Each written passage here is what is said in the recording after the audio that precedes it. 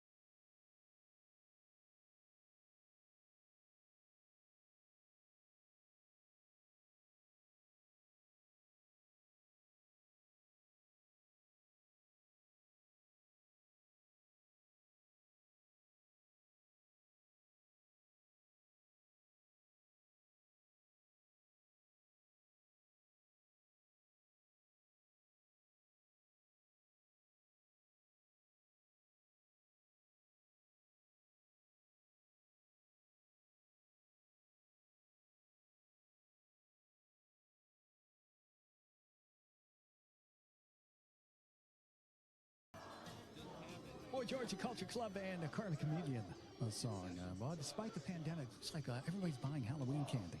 It's kind of crazy, but they're up 13%. Sales are over last year. It's a much bigger jump than usual. I mean, 13%.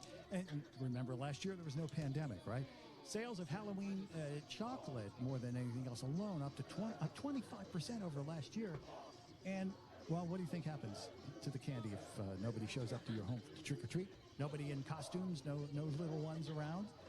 Well, it's not returned to the store, so munch, right? Hutchinson's 95.9 HKFM. Stomach. Don't worry, I've got you covered. When you have nausea, heartburn, Hey, check. Mic check, test 1, 2, 1, 2, 3. And 1, 2, 3. Check. Hello. I got no tunes. Because I turned them down. I can't hear jack squat. You can't hear anything? Are you plugged in back here? I believe so. Oh, no, it's not in all the way. Hey, there we are. It's amazing what... I don't care. We had people complain last week. 1, 2, 3. I don't pay any attention to it. So we had people say they would never watch another Bueller broadcast. Check. 1, 2. If they had to look at us ever again. Hi, everybody. 1, 2, 3. I don't blame them. 1, 2. Check. 1, 2, 3, 4. 1, 2. I had people saying that if we're going to show announcers, we need to show Lucky Kid. Well, check 1, 2. We could arrange that. All right. So what? That was good solid game. It's always nice to keep the order.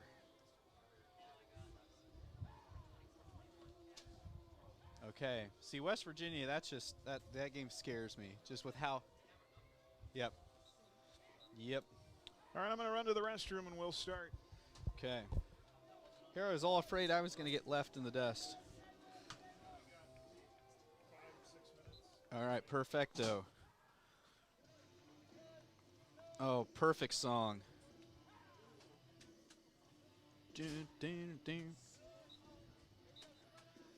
A band I really like, that's a minor band, they always do this song as a cover, and it's amazing. Yes. It's the band, yeah, In Living Color, yeah.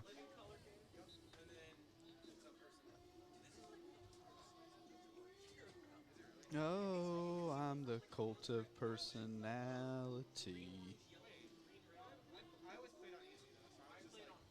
And Kennedy. The cult of personality. The cult of personality. The cult of personality.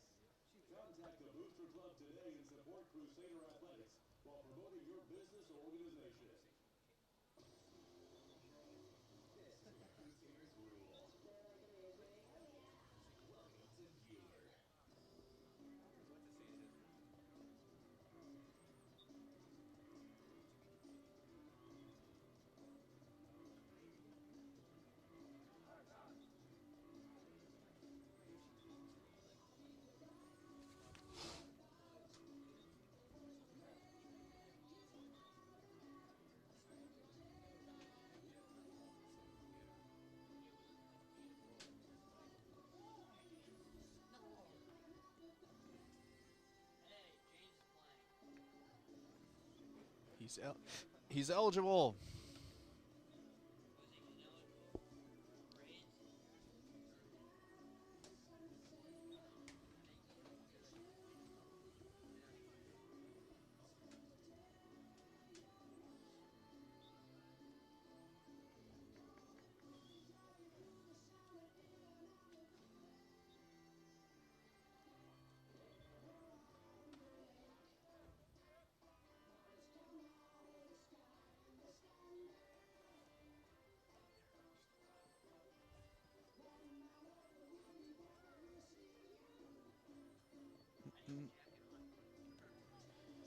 Yeah.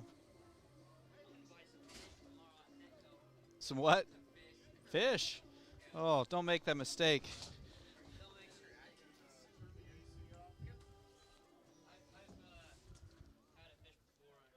Oh, our fish never ended well.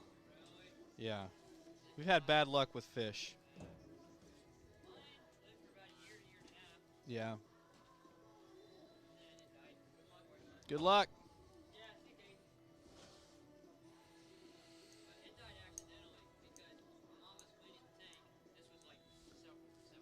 Mm-hmm.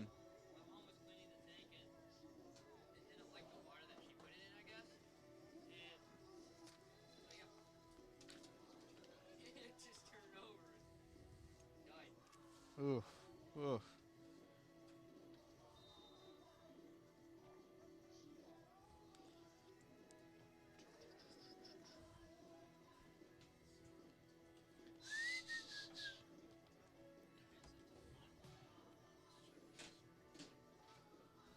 Just trying to getting the ball more downfield, running those longer routes, coming back to the he's ball. been pretty supportive about it. I don't know. It's our schemes from.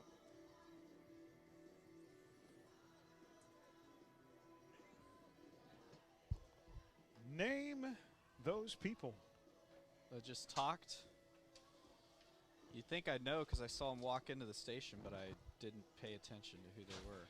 Whoa. Whoa, Aaron. What is wrong? Oh, Whoa, man. you just blew a tire. Help me.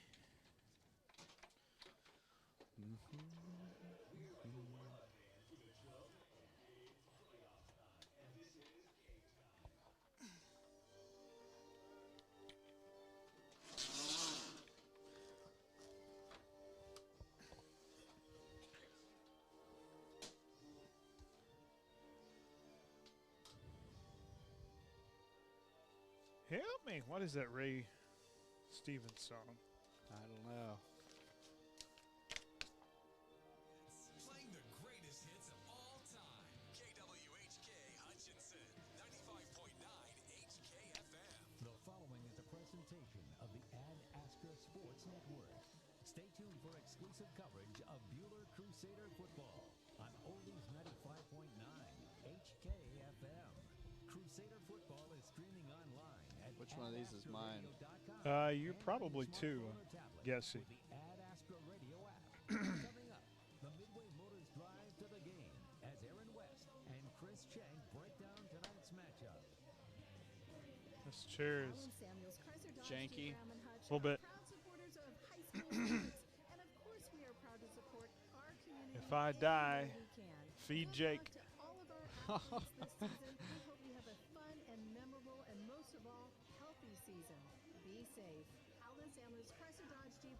on the giant corner of Lorraine and 30th in Hutch or online 24/7 at alansamuelshutch.com. Come by. Let's be friends. Bueller Crusader football is on Oldies 95.9.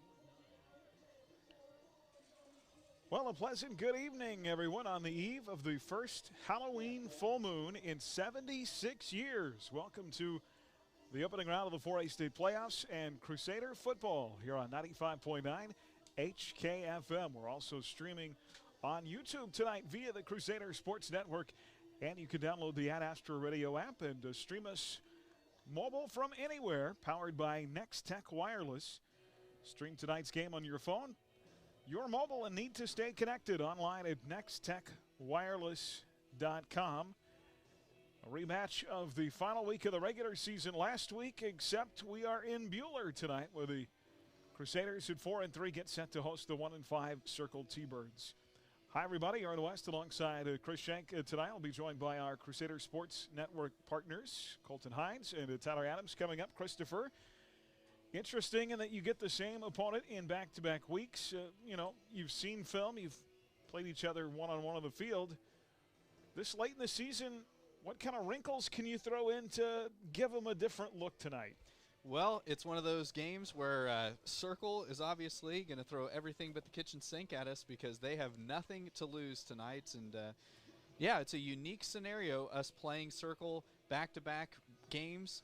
You remember a few years ago when the Winfield Vikings got to come up here back-to-back weeks, and that was kind of a unique thing because very rarely in football do you ever play. It's not like baseball where you play double headers and you play games really close to each other against the same opponent. So it's a very unique experience tonight for the Crusaders. Absolutely. A week ago, a 42-6 win over the T-Birds that snapped a 2-game losing streak. Bueller put up 385 yards of offense. That totals out to 6.1 yards per play, 126 in the air. Fourth 100-plus yard passing game this season for Brad Neal. 259 on the ground. They hold Circle to just 34 yards on 41 plays. Let's talk about this from a couple of different angles. First of all, what Brad was able to do in the passing game, came in thinking he needed just a good solid night without any trouble to kind of boost that confidence. He got that going 7 of 10, didn't throw a pick. And I saw him make some good decisions throughout the course of the game. A couple of times he threw the ball away instead of trying to force something into traffic. And hopefully, again, that will help him gain confidence going into the postseason. Well, you talk about that confidence. That one throw he made to the southwest corner of the field last week at Circle was maybe, in my opinion, one of the best throws he's made, as a starting quarterback for Bueller. I mean, it was a thing of beauty. And, he continued. He's continuing to grow. The legend is in front of us. I feel like we need to get Mr. Schmidt a microphone. Do you need a microphone? Could you be our crowd noise for us? Yes, absolutely. And you talked about Brock McCurdy there and what he was able to do, a career best 113 yards. Has really stepped up his game, averaging 91 over the last 3 weeks. We talked to Brock about that this week and where that success has come from between him and Brad Neal. Just trying to get getting the ball more downfield, running those longer routes, coming back to the ball, all sorts of that stuff.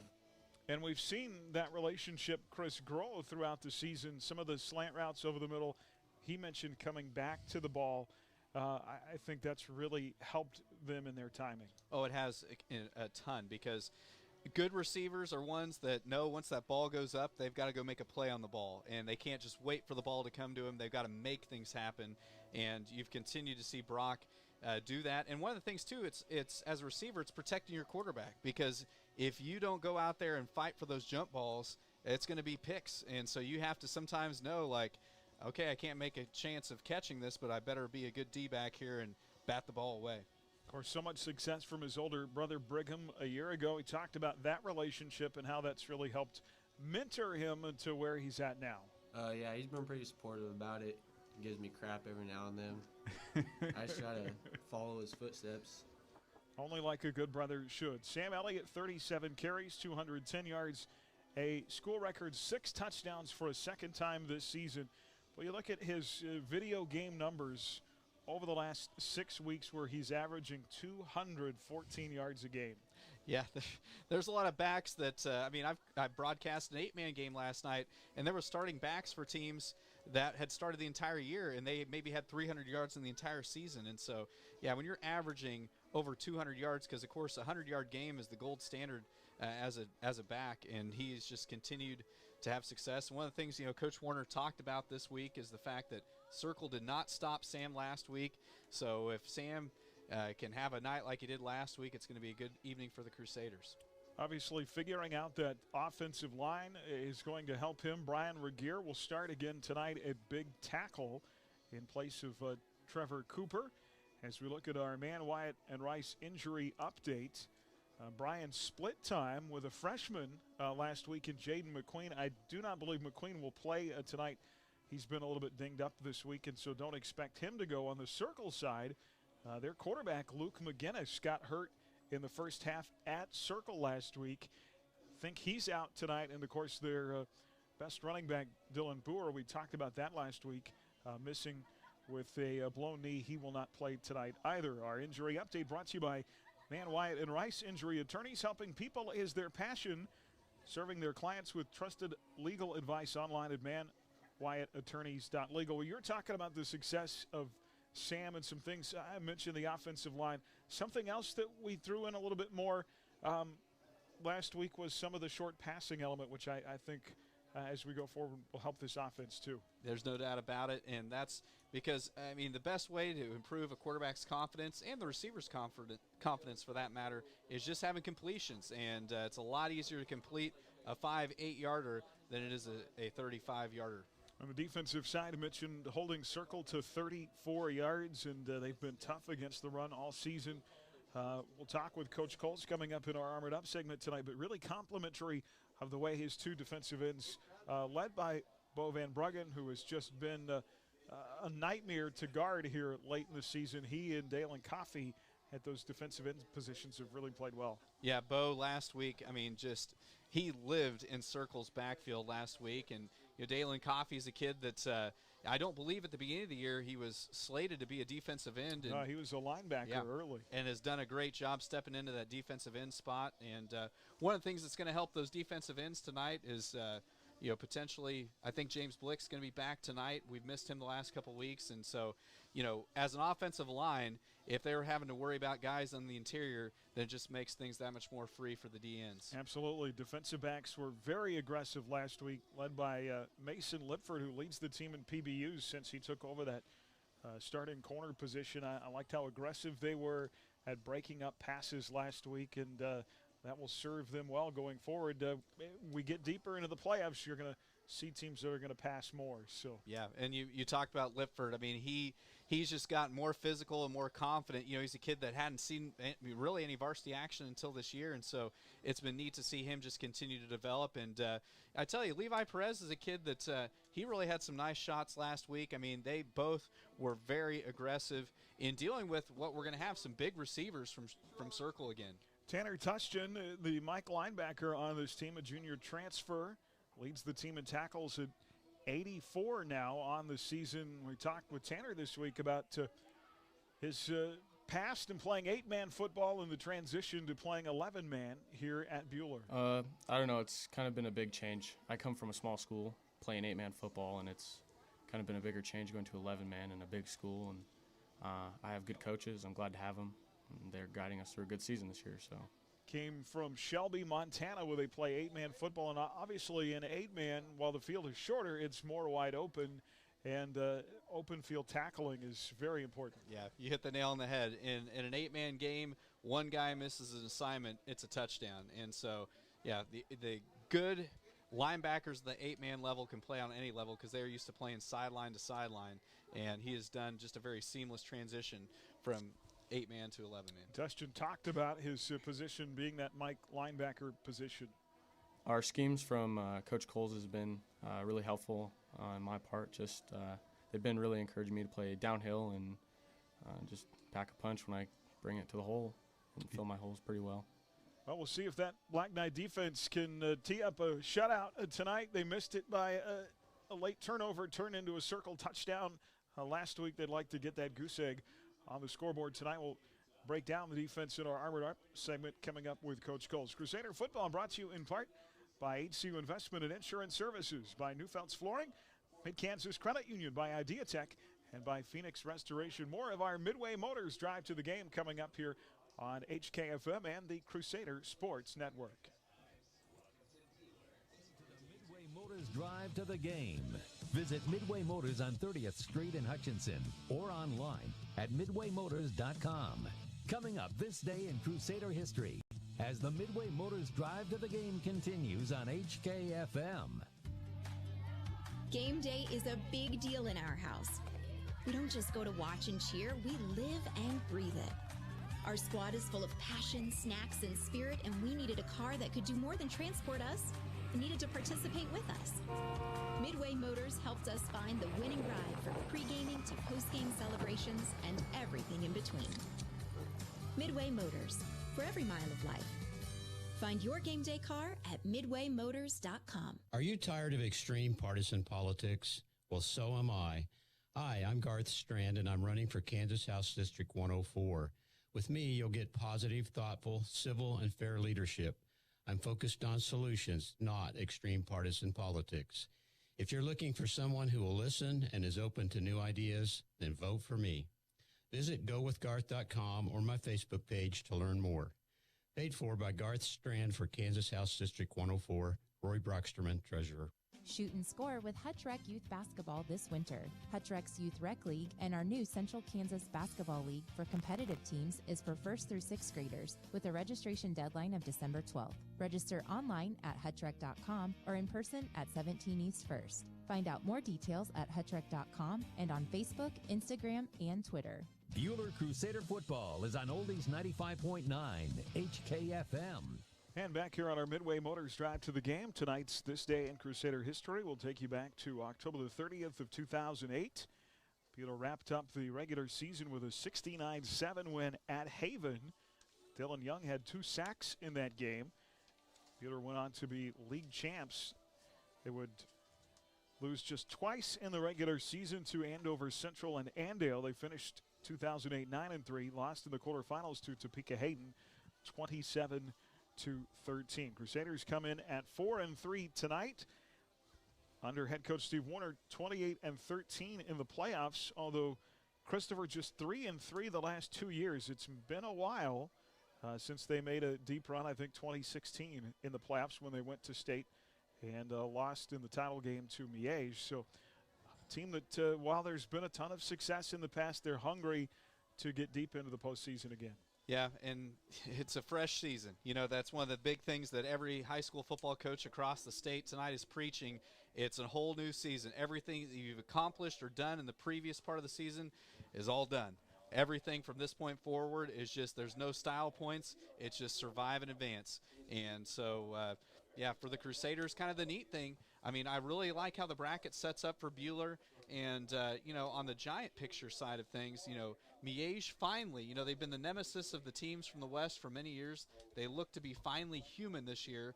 So it's not like some years where, you know, well, we can fight our way through the West, but we're just going to go to Topeka and then face the best recruited team in the state. But anyway, it's a new season, and hopefully the Crusaders could make some hay and maybe make their way back to T-Town. Yeah, unfortunately for the Chinook Blue Comets tonight, they get the pleasure of hosting Bishop Miege, which I'm sure, you know, you're having an okay season.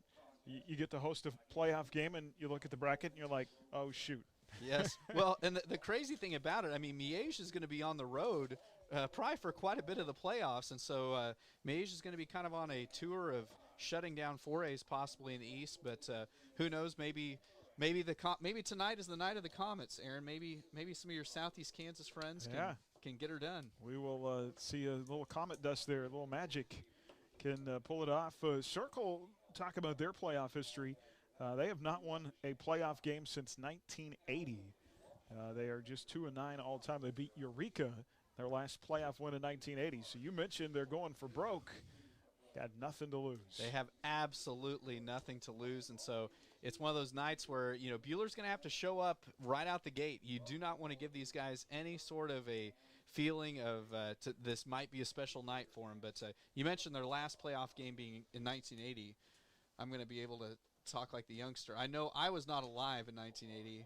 I was a year old, so I do not remember that game, but I'm sure it was fantastic. Yes, and they beat the Eureka Tornadoes. I mean, that's a matchup that, there's a few classification differences because Eureka's a 2A now, maybe I believe 1A? so. Butler County, of course, has exploded. So, yeah, absolutely. It's 1980, a long time ago. 39, 40 years? 40 years ago. Yes. Is the last time they won a playoff game. Well, we'll see if Bradley Neal can build on his success from a week ago. Comes in completing 42% of his passes. He is just shy of 700 yards passing on the season and has a chance to move up tonight in the all-time record books. Career-wise for Bradley, he's just shy of 2,000 yards, 1,800 to be exact. He needs 14 yards to pass Nick Dawson for fifth all-time on the career passing list. Nick Dawson, I had the opportunity to get to play with him at Buehler High School.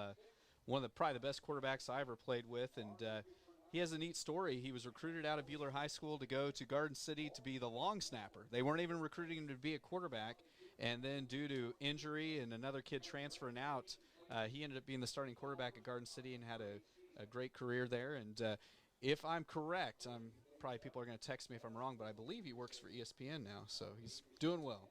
Absolutely. Great success there from former Buehler quarterback Sam Elliott.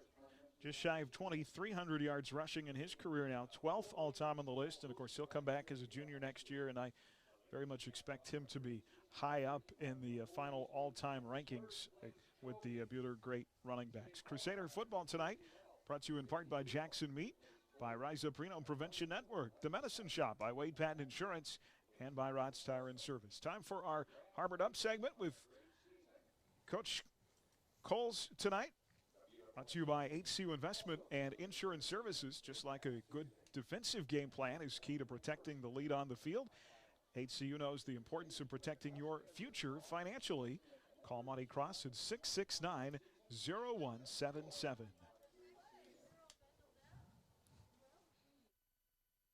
Unique in that you get the same opponent 2 weeks in a row. So what things do you prep with on your defense? Do you expect them to make many changes, or you kind of go with the same basic game plan? The same basic game plan, because they've run.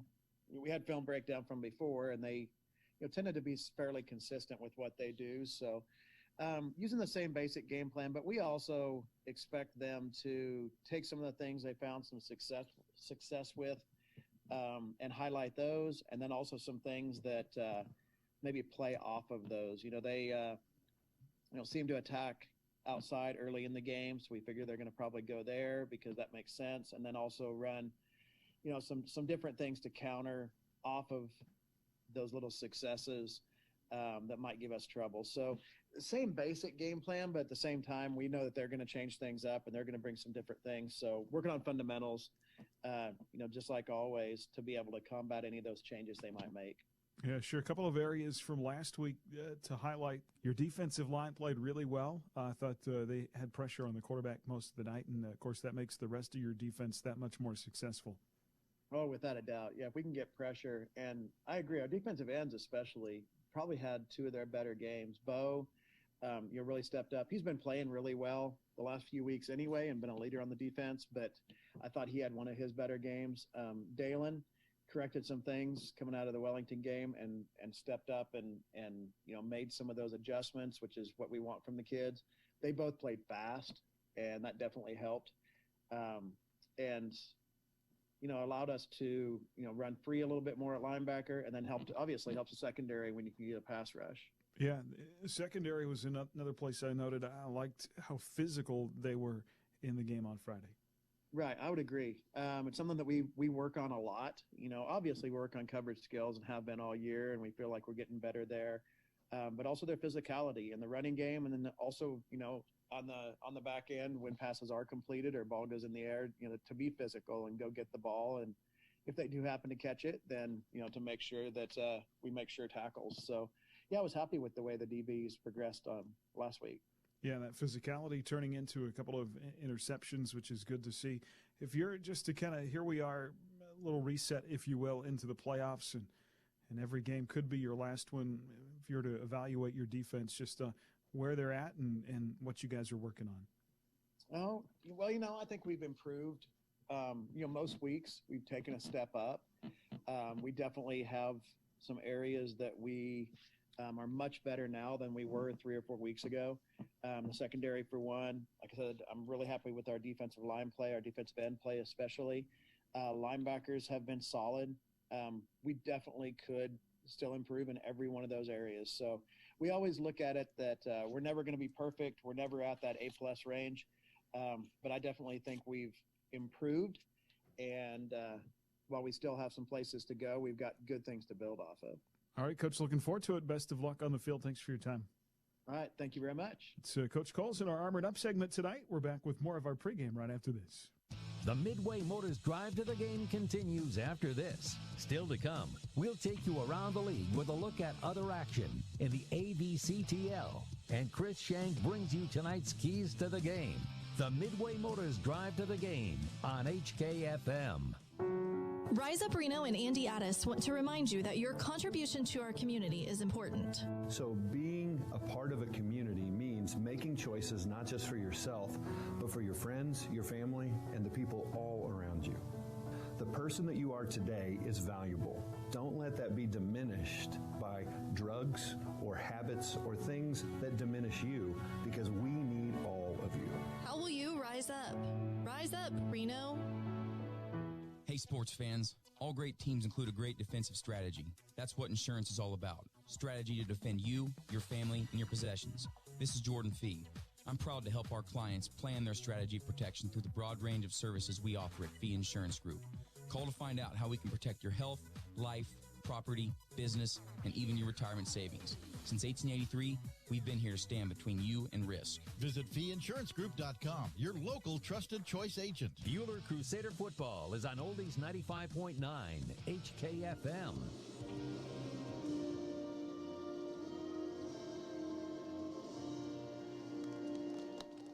And there we have the national anthem before the start of our 4A state playoff game tonight. Bueller comes in as the number 5 seed.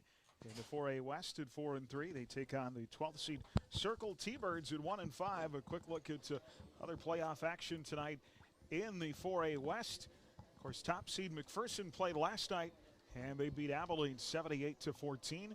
Elsewhere, Ulysses at Augusta, Mulvane at Rose Hill, Circle at Bueller. Andover Central hosting Great Bend tonight. Our Kansas City at Wellington, Winfield at El Dorado, and Independence at Wamego. We'll keep you updated on scores in our Bueller Dental Care scoreboard as we go throughout the night. Elsewhere on our network, big game for the Haven Wildcats in Kingman, looking to win their first playoff game since the 1970s tonight. Chaparral at Trinity Catholic, Halstead at Cheney, Washington County at Little River, and Belle Plaine at Hillsboro. Well, quickly, much different in our weather tonight than the cold, bitter temps we had during the game a week ago in Towanda. Our kickoff conditions brought to you by Phoenix Restoration, the company most trusted to deliver quality recovery services. When disaster strikes, call 662-0100. Well, guys, it's a much warmer night than last week at Circle. It's about 30 degrees difference, so it's 64 degrees right now. Wind can go up to a gust about 15 miles per hour south, and it's supposed to be mostly clear. Great night for high school football tonight. We've got more of our pregame, including Christopher's keys to the game coming up. And when we come back, we'll get the pregame thoughts of the winningest coach in Crusader history, head coach Steve Warner, on the way. Crusader football brought to you by Hutchinson Community College, by the Bueller Booster Club, Man, Wyatt, and Rice, by Prairie Bank of Kansas, and by Dick's Phillips 66 here on HKFM and the Crusader Sports Network. Midway Motors Drive to the Game. Midway Motors, come join the family. Next, we hear the pregame thoughts of head coach Steve Warner as the Midway Motors Drive to the Game continues on HKFM. Game day is a big deal in our house. We don't just go to watch and cheer, we live and breathe it. Our squad is full of passion, snacks, and spirit, and we needed a car that could do more than transport us. We needed to participate with us. Midway Motors helped us find the winning ride from pre-gaming to post-game celebrations and everything in between. Midway Motors, for every mile of life. Find your game day car at midwaymotors.com. From their beginnings in 1989, Wifco Steel Products has grown to be the premier supplier of storage tank hardware in the U.S. and Canada, and they're still growing. Apply today at wifcosp.com. Wifco Steel Products, the experts in steel fabrication. Well, hi, everybody. Welcome back on our Midway Motors Drive to the Game as we begin the playoffs tonight. Coach Steve Warner now joins us for his pregame thoughts. Something a little different. Always get excited, Coach, when it's playoff time. Well, I do, and we're home again. This is only the third time all year long that we've been home, so we're excited, and the kids love being at home, and just the way COVID's fallen, we're happy to be playing, and the playoffs, yes, it's time now to step up our game and be playing our best football. Yeah, of course, it's been kind of an upside-down year with COVID, and I know that the record isn't where you want it to be at 4-3 and all of that stuff, but you can really, if you perform well this week and moving forward, you can kind of erase all of that. Oh, I really feel like we can. And, with us falling to the 5th seed where we had a chance to be 3rd, we'll play McPherson in this quarterfinal round, and I think that's a good draw. And I just feel like we take care of business. We keep getting better. We know that we can compete with them, and number one, we got to take care of Circle. So we've got to be ready for them. It's happened to us twice since they started seeding the playoffs. A couple of years ago, we played Winfield back-to-back. So we had good success there, and so we're planning the same thing this week. Obviously, goal number one is to win. What are some other priorities for you tonight? I want to see improvement, and I do want to improve on our turnover takeaway ratio too, and have more takeaways than we do turnovers, and that's something we haven't done a good job of this year. But see the improvement in the line, see the improvement in the D-backs. Tackling, I felt was really good last week. I want to continue to see that so we don't have missed tackles. You mentioned Monday night at our coaches show that they kind of changed some things up on defense and offense a little bit too, so they might, again, this week throw some different stuff at you. They could, and we've talked about it with the kids that they've got to be ready for everything. And usually at this time of year, our blocking schemes are set up by how teams align and where they align. And so I think that we've got it figured out. We'll have some blown assignments if they make a bunch of changes, but we can get it fixed and move forward in the middle of the game with all the technology we have. Yeah, Circle kind of a team, obviously, with nothing to lose here, 1-5, and looking to make some noise in the playoffs. You'll have to be ready for that tonight. I feel like health-wise, obviously, we've talked at length about losing Trevor Cooper, big on your line, but outside of that, you've managed to stay pretty healthy. We really have, and knock on wood there. We don't want to jinx us, but yes, we have. And this time of year, you want to be healthy, and I think we've done a good job with that.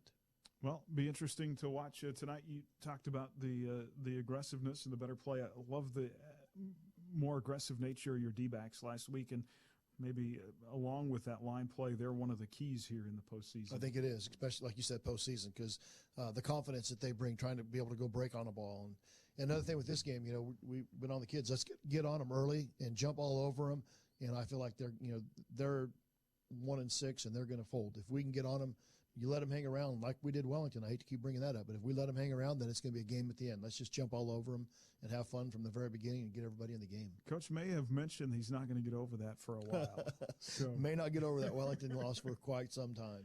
They have a way of hanging around, but again, good things here in the postseason can kind of put that all behind Sure you. Can. So. Sure can. All right, Coach, we appreciate your time. Best of luck on the field. We'll talk to you after the game. Thank you. That's Coach Steve Warner with us on our pregame. We're back with more right after this. You've been listening to the Midway Motors Drive to the Game.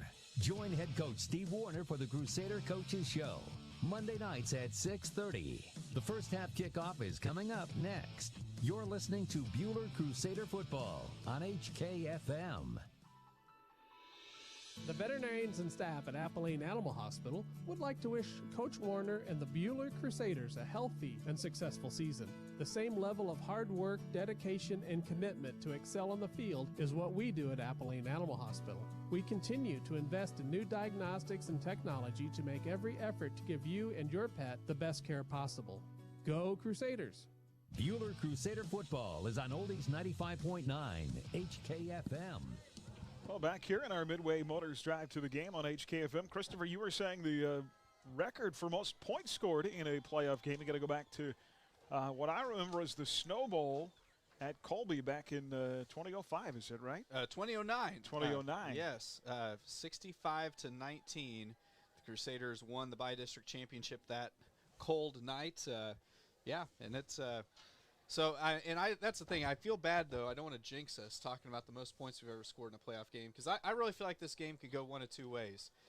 We're either going to have a dogfight because, if Circle has any success early, we're going to get both barrels from them, or they might decide they're ready for basketball and wrestling, and we'll happily escort them to the next season.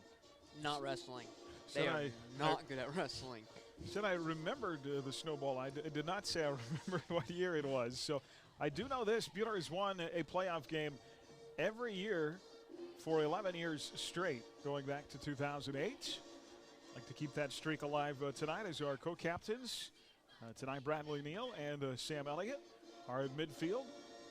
There's a guy out there, Jake Schultz, who we expected to be a factor in the game last week for Circle and was not. Yeah, I mean, he scored their lone touchdown, but other than that, he was really not a factor. The Crusaders did a nice job of being physical and matching up physicality with his size.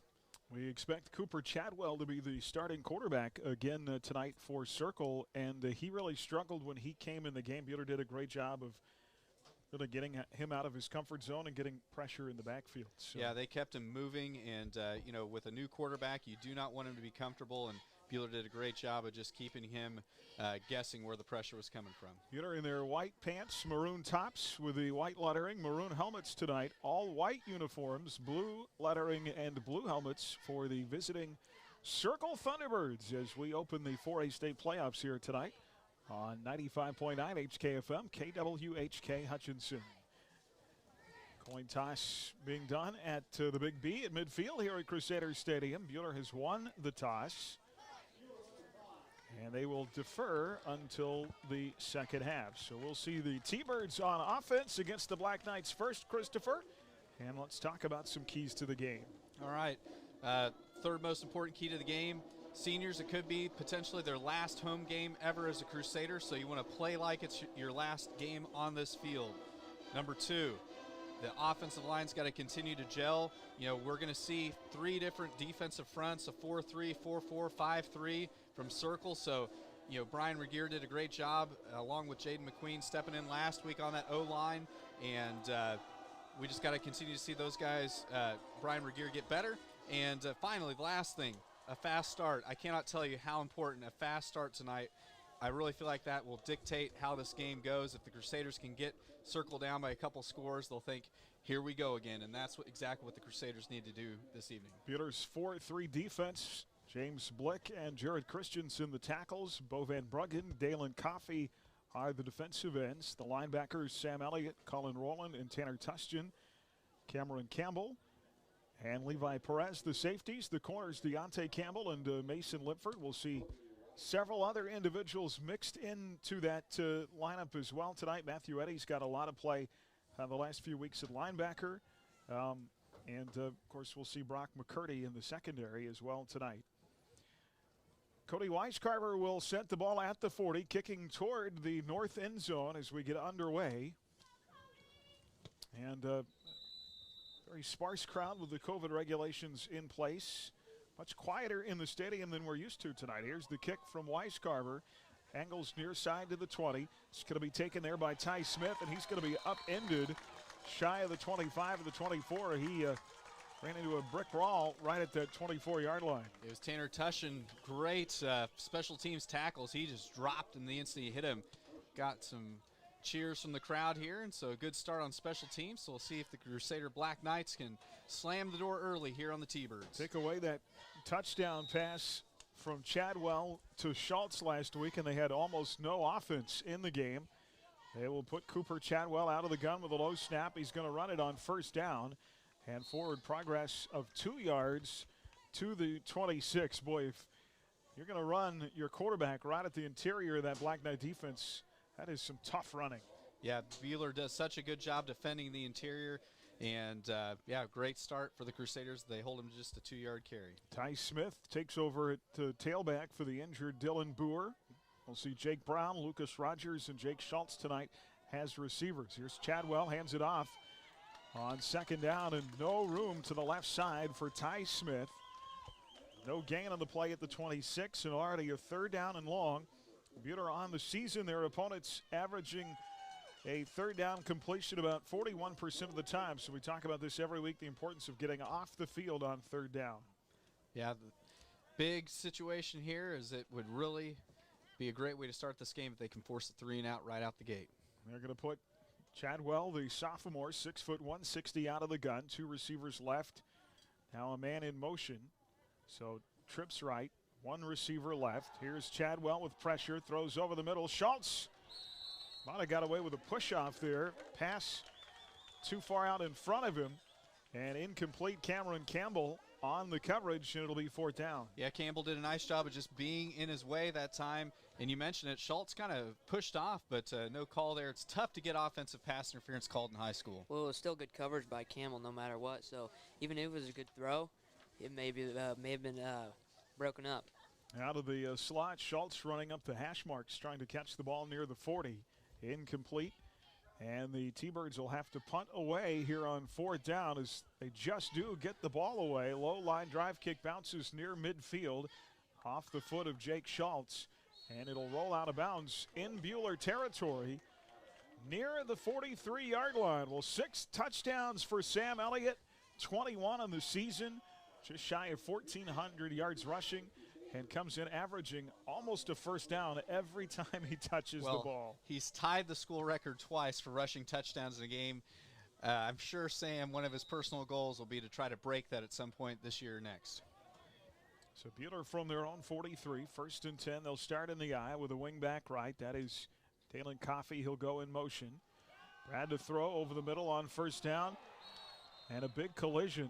They looked for McCurdy on that slant route on the far side, and McCurdy was run into immediately by Schultz and incomplete. Brad put it right there on his hands, but a big collision jarred the ball loose. Yeah, Lucas Rogers was there right on time as he hit McCurdy right as the ball got there. Perfectly played ball that time by Rogers. That's always one of the risks of running a slant.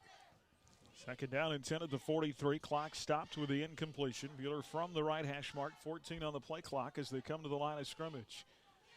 Single receivers either side, including McCurdy to the near side. And Brad on a keeper. Far side 50, 1st down 45-40. A design quarterback run and a big play, maybe the biggest run of the year for Brad Neal, goes into circle territory and up to the 37-yard line. Yeah, Circle that time had 8 guys in the box, and of course everybody from Circle, they have one thought on their mind: stop Sam Elliott. Great job selling the fake that time as Neal picks up the big first down. A 20-yard run by Brad Neal. His previous long had been 8. 1st and 10 at the Circle 37, left to right from the far hash mark.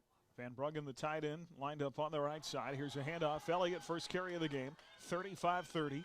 Still running at the 25 and drug down inside the 25 at the 23-yard line. The starting front 5 tonight for the Crusaders on offense.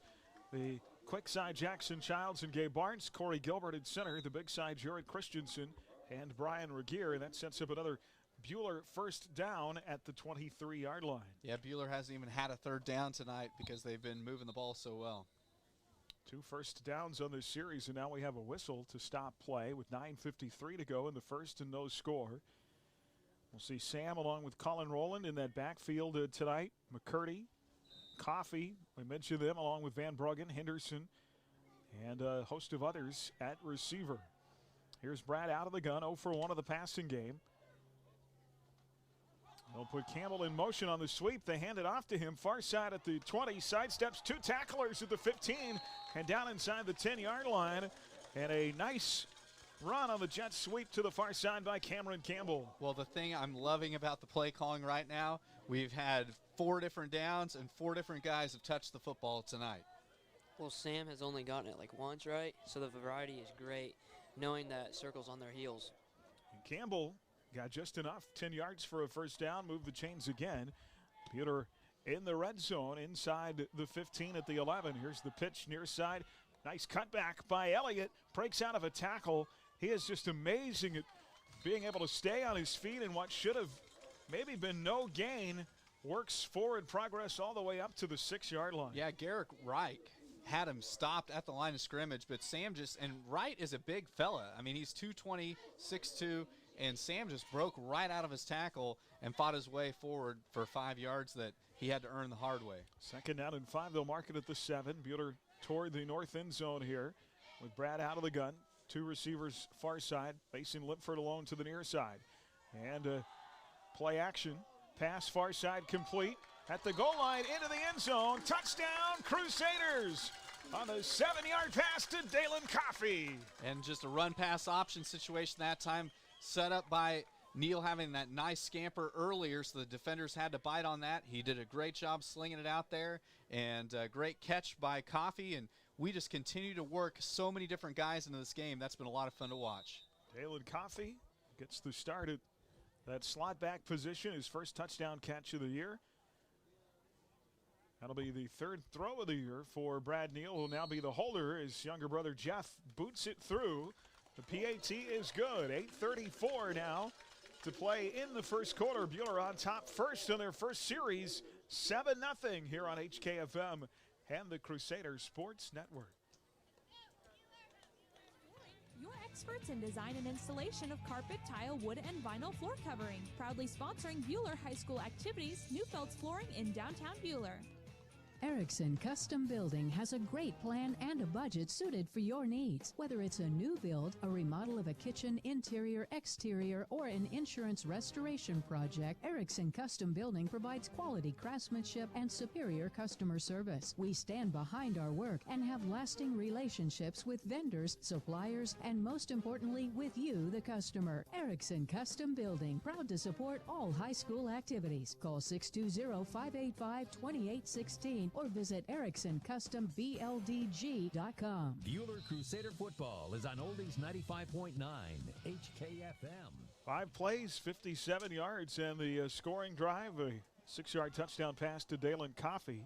Here's the kickoff at the 10 to Ty Smith, returns it to the 20, still on his feet at the 25, and down near the 29-yard line. It is where Circle will start for the second time tonight on offense. We'll try and keep an eye on the Rose Hill Mulvane game tonight. That is being played in Rose Hill at Rocket Field. The winner of this game will meet the winner of that game next Friday night. Yeah, and if our Mulvane Wildcats can pull off an upset over there, then Buhler gets another home game. So I'm hoping for a Wildcat win.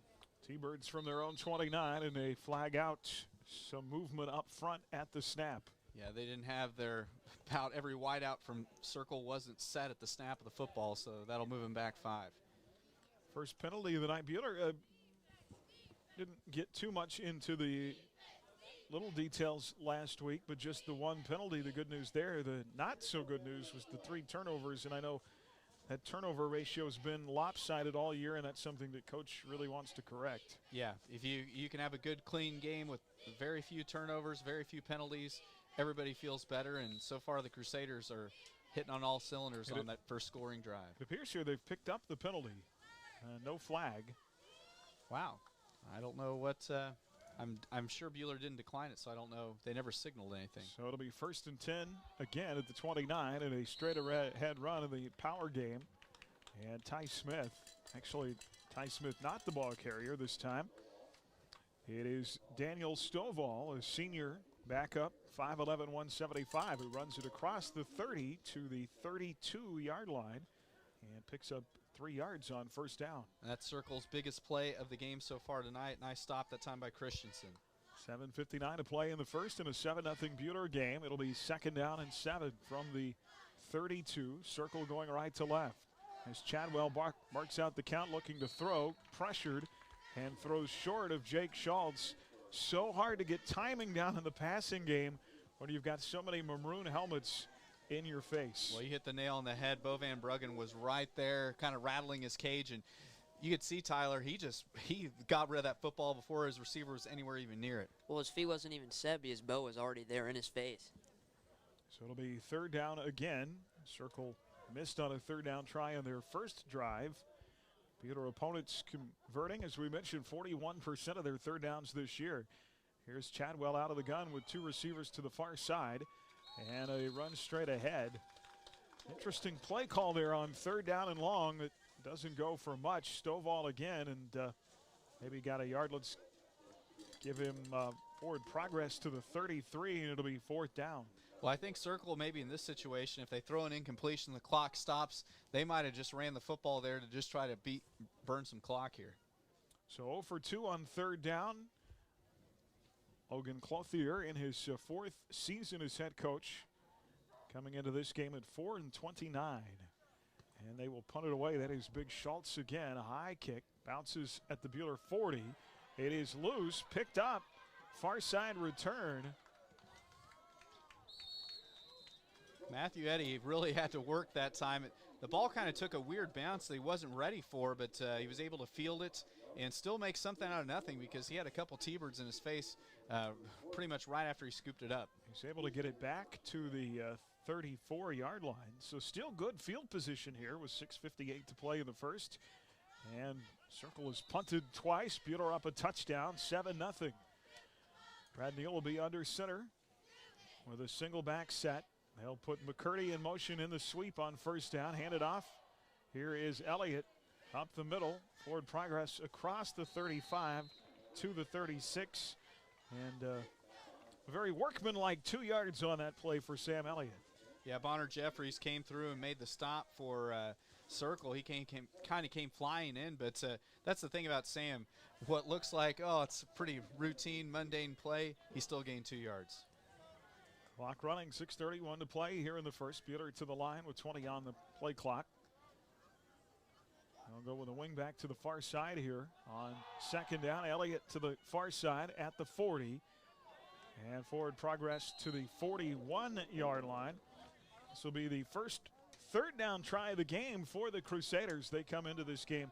It's been tough for them on third down at times this year. Just 38% completion. They'll mark that down at the 40.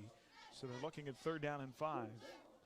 So big third down here. If you're Bueller, that first drive felt so well, got so many people involved. Want to keep that positive momentum going here and keep this drive alive. Bueller left to right from the far side hash mark. They will put Van Brogen in motion. Tight end lines up on the right side, out of the eye. They give it to Elliott near side, trying to get to the edge at the 40. 45's got the first down. Tough run up to the 48-yard line, make it 49-yard line. 9 yards and a first down for Sam Elliott. And that's Sam's biggest run of, or excuse me, second biggest run of the night. And the Crusaders now already near 75 yards of rushing.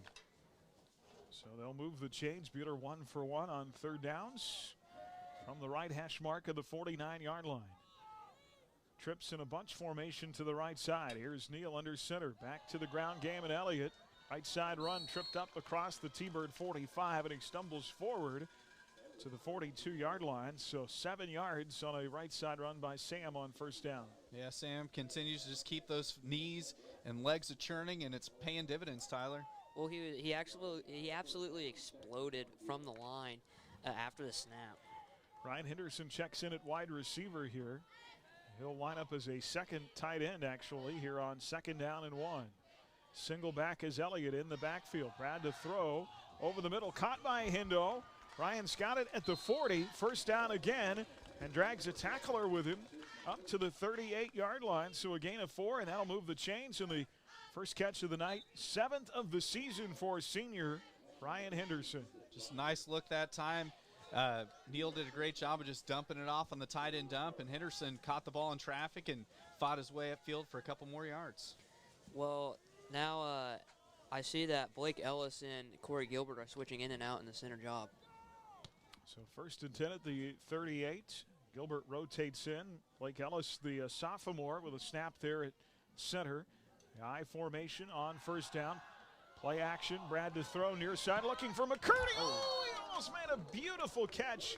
He held on to that ball last week at Circle. Brad put it right there at the 10, and Brock laid out, but couldn't quite hold on. Went right through the basket. I know that's one that Brock will want back, but I'm sure he's going to have plenty of opportunities here later in this game to make some catches. Second down and 10. That deep ball is looking better. You can tell they've worked on that with Neal. 4:03 to play in the first, still 7-0. Second and 10 from the 38 out of the I formation. And they'll go back to the ground game, and Elliott stutter step at the 35, forward to the 30, and picks up close to a first down. Will mark him a yard shy at the 29. It'll be 9 yards and third down and 1. Great downfield block thrown that time by the pulling Tanner Tushin that helped really spring Sam for that nice run. And with that block, that was great patience by Sam not to rush it once again. I was really trying to help Brock McCurdy catch that ball. It did not work at the 10-yard line. I was holding on. 3rd and a yard for the first down with 3:40 to play and a quick first. Too tight set, and they go to Elliott, and he's going to be stopped short at the 30. He'll lose a yard. And how often have you got to say that, Aaron, that Sam Elliott lost a yard? Well, you're almost shocked when that happens, aren't you? It doesn't happen very, very often whatsoever. See if Bueller likes to go for it. We imagine they will on 4th down this season. The Crusaders are 6 of 17 on 4th down. Clock continues to run. This is just one of those plays that you want to keep the good feeling that's going on in this first half going right here. So a big 2 yards to gain for a first down on 4th down. Mason Lipford in there at a receiver to the near side. They want to throw out of the backfield. It's Elliott. He's got the first down at the 25 and down to the 24, and a flag out at the end of the play for Sam Elliott. That is his 5th reception of the season, and for the moment it results in a first down. And right now that is Neal's 3rd completion of the night. He's 3 of 5. You know, from where that flag was thrown, the only receiver in that area, or the only player for Bueller in that area of the field was Sam Elliott. He was surrounded by white jerseys. And the flag has been picked up, and the penalty is going to be against the T-Birds as they'll mark the yardage off. Well, Tyler, you saw that face mask better than I did. Inside the 19.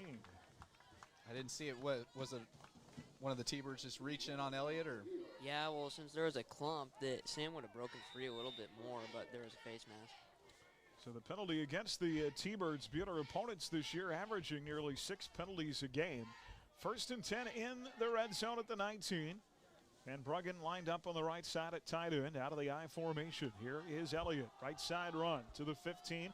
Breaks it to the outside at the 10, the 5, and touchdown number 22 on the season for Sam Elliott. Touchdown Crusaders with 2:28 to play in the first. That run takes the Crusaders already over 100 yards rushing as a team, and Sam did just what he does so well, kept his run inside out, tried to stay as much inside as he could, and then just took the angle to the end zone. Well, there was also a great block by Brock there for Sam to be able to get outside. Jeffrey Neal on for the PAT from the 10.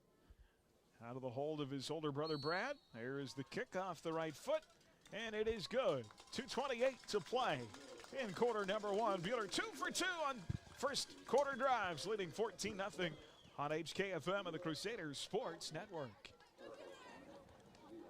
All year at tax time or anytime to help get answers for your tax questions. Stop by H&R Block in Hutch at 2nd and Washington, on the Square in Lyons, or in downtown Ellsworth today. Get your taxes won at H&R Block. Mid-Kansas Credit Union, serving Central Kansas from their locations in Moundridge and Bueller. Take control of your accounts and sign up for online banking at mkcu.com with features like remote capture deposit and online bill pay. Member-owned and proudly supporting Crusader arts, athletics, and academics. Mid-Kansas Credit Union at 200 West 2nd in Bueller and in Moundridge. Member NCUA. Bueller Crusader football is on Oldies 95.9 HKFM. 9 plays, 66 yards on this most recent touchdown, including the 19-yard run by Sam Elliott. There's a nice 4th down play on that pass out of the backfield to Elliott that set that touchdown up. Here's Weiscarver from the 40, and he drives Schultz back, fumbles the ball inside the 5, and he steps into the end zone. It'll be a touchback and a nice kick toward the north end zone by Cody Weiscarver. Yeah, as a kicker, I mean, the touchback is what you're all about, and Weiscarver did a great job of getting it there. And at the high school level, they don't allow the high school kids to make the decision. Once it crosses the plane, it's a dead ball, and Schultz, man, he probably got lucky that ball crossed the goal line, because he had some guys down there, and I don't know what kind of a return he would have been able to pull off. You know, kickers have gotten so much stronger over the years. You get into the college and NFL ranks, almost crazy how often the ball goes out of the end zone nowadays. Out of the gun, here's Chadwell, wants to throw. First completion. Caught, holding on to the football, Lucas Rogers at the 21. That's only going to go for 1 yard as it was low. Rogers had to go down around his ankles to grab onto it. But it is the first completion, as you mentioned, tonight for Cooper Chadwell. And now Circle has 7 yards of total offense. Bueller completely dominating this game. Actually, they mark it back at the 20, so no gain. First, wow. Second down and 20 from the far hash mark. T-Birds going right to left here. They go with trips to the near side. And Chadwell works out of the gun. And the quarterback draw to the far side. And that is going to lose yardage. Bueller getting to the edge and sealing that off on the far side at the 19, a loss of 2. Yeah, great job, Bo Van Bruggen leading the charge over there, a loss of 1. And so the offensive woes continue for Circle. And I tell you what, the Crusaders, I'm always worried about these type of games on how well, if you're going to be complacent. The Crusaders have really answered it. They came to play tonight. So it'll be 3rd down and 11 here. T-Birds 0 of 2 on 3rd down. Cooper Chadwell, the sophomore QB, out of the gun. Trips left, throws right and incomplete. Intended for Jake Brown at the 30 on the far side. It'll be 4th down again. This should set up Bueller with another great position on the field to start their next drive. Yeah, don't be surprised if the Crusaders don't bring some heat here. This is a place on the field where over the years Bueller really has gone for some punt blocks. Matthew Eddy stands at his own 45. I checked at the Circle 45, awaiting this kick. Kick taken by Schultz at the 5-yard line. End over end, bounces shy of the 45, and it'll be down by a T-Bird at the 42-yard line. So as I mentioned, Bueller's going to have fantastic position here for their 3rd drive. Yeah, and Bueller now has forced 3 consecutive 3-and-outs. Circle's offense is really just spinning their wheels at this point. The key thing is just keeping that intensity up. Was the issue Circle offense or Bueller defense? Well, the Crusader defense came to play tonight. Down to the final 55 seconds here in the first quarter in the 14-0 game. Right hash mark. Bueller out of the eye on 1st down. Single receivers either side. Brad will take the snap from Gilbert. Pitches far side. Elliott across the 35. And he's got 9 more yards to his total tonight. Inside the 35 to the 33-yard line. Well, I tell you what, Sam Elliott's one of those kids that as a defender you hate to tackle because Braden Ketterman was right there to make a play, and they always talk about be the hammer or the nail. There's no doubt Sam Elliott was the nail right there, or the hammer, excuse me. Well, he's always wanting Sam, even though his size, he's never afraid to just go ram into someone. Kalen Coffey out, Ryan Henderson in at wide receiver to the far side, Brigham McCurdy to the near side, I formation on 2nd down and 1. Brad to throw, looking for McCurdy, near side, deep ball, and it's thrown behind McCurdy at the 10-yard line, incomplete. Ty Smith with some good coverage. He was the corner from Circle over on that side, and he was step for step for McCurdy, and really, it was a pretty well-defended ball. I still think Brock talked about it, those slant routes, or when he comes back to the football, those have been higher percentage this year, although that ball that Brock almost caught at the 10 on their last drive was a nice throw. Yeah, you got to throw verticals every now and then just to keep the defense honest because they are absolutely stuffing the box to try to stop Sam. 9 seconds left in the quarter on 3rd and 2. And here's Elliott. He's got the 1st down. Little shake and bake move. Breaks out of a tackle and injured T-Bird down. Across the 25 and up to the 22-yard line. T-Bird down on the field is Lucas Rogers. Well, Bueller is blocking so well that, I mean, Sam was 3-4 yards to the flats before he even encountered a Circle defender. And that will be the end of quarter number 1. After 1, your score, Bueller 14 and Circle nothing. You're listening to Crusader Football. We're live from the Allen Samuels broadcast booth tonight on HKFM and the Crusaders Sports Network. Coverage on the sports page at adastroradio.com. You're listening to Bueller Crusader Football on HKFM. Mann, Wyatt & Rice Personal Injury Law Firm is celebrating 20 years of helping victims recover their health and lives after a serious accident. Serving Kansas, Missouri, Oklahoma, and Colorado, our success stems from valuing people over profits. We look forward to another 20 years of fighting for victims' rights. Mann, Wyatt & Rice attorneys and staff wish Bueller athletes the best of luck this season. Mann, Wyatt & Rice, trusted, experienced, compassionate. Bueller Crusader Football is on Oldies 95.9 HKFM. And back here to start the 2nd quarter, Lucas Rogers up and walking off the field under his own power. Live from the Allen Samuels broadcast booth tonight at Allen Samuels of Hutch They're dedicated to helping you find the make and model that best suits your needs. Online at AlanSamuelsHutch.com. Our coverage tonight, part of our Next Tech Wireless Road to a Championship. And we'll update you throughout the evening on other games on our Bueller Dental Care scoreboard. A lot of good ones out there tonight. Yeah, I tell you, a score that just jumps out of the woodwork for me. Halstead is leading Cheney right now 14-7 with 5:44 left to go in the first. You know, Cheney's been undefeated, just been rolling through everybody. But if you remember, Halstead has that tailback farmer who, did he tie the state record for rushing yards? I believe he set the school record. Yeah, I mean, he can roll up some big yards. And Cheney's had a history the last couple of years of getting bounced in the first round upset-wise. So we'll see what happens down in Cheney tonight. All right, we'll keep an eye on that. 1st and 10 for Bueller here at the 22-yard line to start quarter number 2. And they'll hand it off to Elliott. Cuts inside at the 20. Down to the 15, still running. At the 13-yard line is where he'll finally be brought down. Another gain of close to 9 yards for Sam Elliott.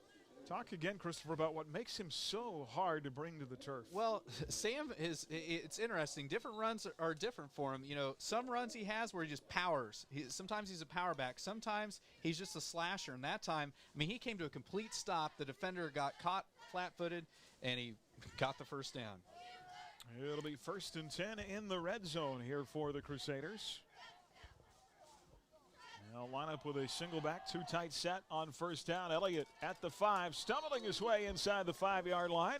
And down to the 3. Lucas Rogers back in there, made the stop. Gonna look at it, about a 2nd and 1 here. Just another routine 9-yard carry for Sam Elliott. He makes it look so easy. Well, Sam, like you said, Chris, he's not just like a power back or like a shifty back. He's just a running back. Bueller will try and punch it in here on 2nd down. 2nd and about 1. They can get the first down here without the touchdown. They line up in the eye from the far hash mark. Brad Neal tripped up at the line of scrimmage, fell down, tried to shovel it forward to Elliott. Ball pops loose, and we've got a big pile for it at the 3-yard line. And I believe Bueller is going to retain possession of the football.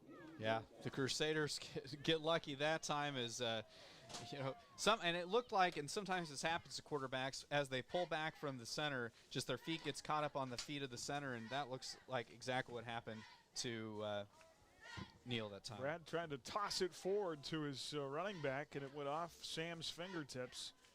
It'll be 3rd down and 1, and they will bring in a super back here. 3 backs on 3rd down, and Sam Elliott, touchdown number 2.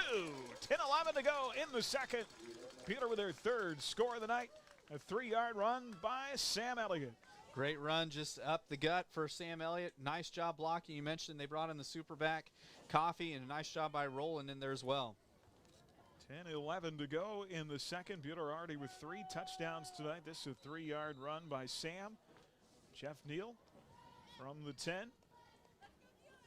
Out of the snap of Carson Moeller. Hold is down, kick is up, and good. Bueller up 3 scores here with still 10 minutes and change to go in quarter number 2. 21-0 here on HKFM of the Crusaders Sports Network. Rise Up Reno and Andy Addis want to remind you that your contribution to our community is important. So being a part of a community means making choices not just for yourself, but for your friends, your family, and the people all around you. The person that you are today is valuable. Don't let that be diminished by drugs or habits or things that diminish you, because we need all of you. How will you rise up? Rise up, Reno. At Dick's Phillips 66, our family has kept motorists on the road for nearly 60 years. Hi, this is Janet Dick, inviting you to stop by our locally owned station at 1215 East 4th in Hutch. Dick's offers top-tier gasoline, grab-and-go food options, and friendly service. Wherever you're headed, every journey begins with a stop at Dick's Phillips 66, 4th and Stevens in Hutch. Bueller Crusader football is on Oldies 95.9 HKFM. 7th place, 42 yards, and Bueller scores for the 3rd time tonight, leading 21-0. And a Weiscarver with a kick. A little short. Ball out. Pooch kick. The ball is loose at the 38-yard line. Who's got it? And the Bueller says they've got it. Watching Javon Ostrom jump up and pump his fist in the air, huh? Yes, it's great hustle by the Crusaders special teams that time, and Ostrom's had a lot of success down in the JV ranks as a receiver, so good to see him contributing here on a Friday night. Well, Colton, the main cameraman's gone right now. And the first play I do, I get the ball back, so maybe he just needs to stay down there. Your good luck. So Buhler will have it for a fourth time on offense from the circle 38 here in the second quarter. 10-11 to play. And Sam Elliott already with 117 yards on the ground. Out of the I formation, McCurdy to the near side, receiver as well to the far side. Brad wants to throw. It's batted down at the line of scrimmage. Brad picks it up. That'll be the biggest negative play of the night for the Crusaders at the 49-yard line, 48-yard line. Now, interesting decision there. If it hit a Crusader, obviously it's a live ball. If it hit a T-Bird, is it not an incomplete pass? Yeah, I don't know how we would score that. Try and keep stats here. My question is he better off not picking it up, or did he do the right thing? No, he did the right thing picking it up, because at this level, with there being no review, sometimes you can get a situation where they might give it to the other team. So a loss of 10. It'll be second down and 20. Brad to throw high to McCurdy and almost picked off. He had Brock wide open in the slot that time, and he threw high. McCurdy tried to go up and get it and could not. And the defensive back playing behind Brock almost picked it off. Yeah, so now the Crusaders, they haven't faced this kind of adversity tonight offensively. They've got a 3rd and 20 here, and they don't have to necessarily get it all here. You just want to try to get to where you have a manageable 4th down. So 3rd down and 20 from the left hash mark. 2 tough plays in a row for the Crusaders. Well, they may have turned the ball over, Tyler, but your next 2 plays didn't work out so well. 3rd and 20. They'll go to Elliott on the ground, finds a hole up the middle at the 45-40, still on his feet, breaks out of the jersey tackle. Wow. You cannot grab on to Sam Elliott at the 35. You've got to get low and tackle him, and he's just so good at turning something small into something bigger to the 35. That'll bring up a 4th down and about 7. Yeah, arm tackles do not work against Sam Elliott, and so now the Crusaders, since it's less than 10 yards, it's a situation and a chance for them to try to convert here on 4th. It'll be 4th and 8.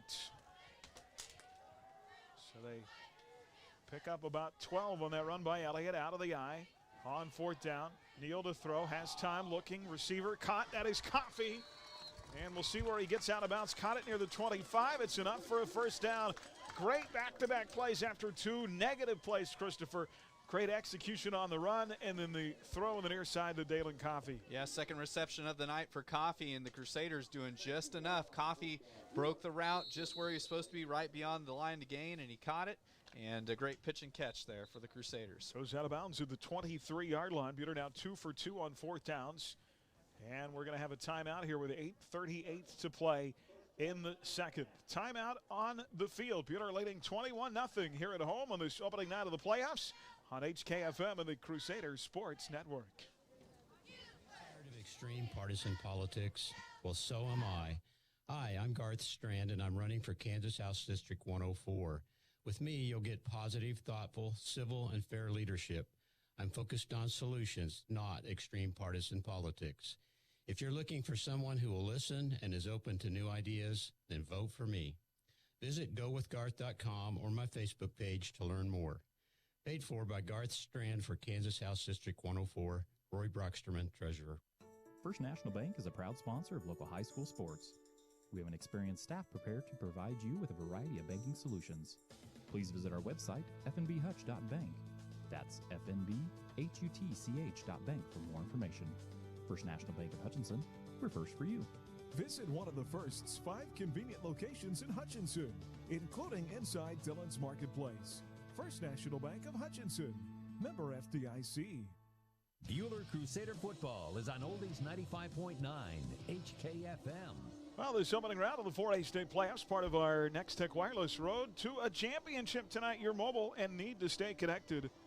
Next Tech Wireless online at nexttechwireless.com. 1st and 10, Buhler at the 23 out of the timeout. 8:38 to play here in the second.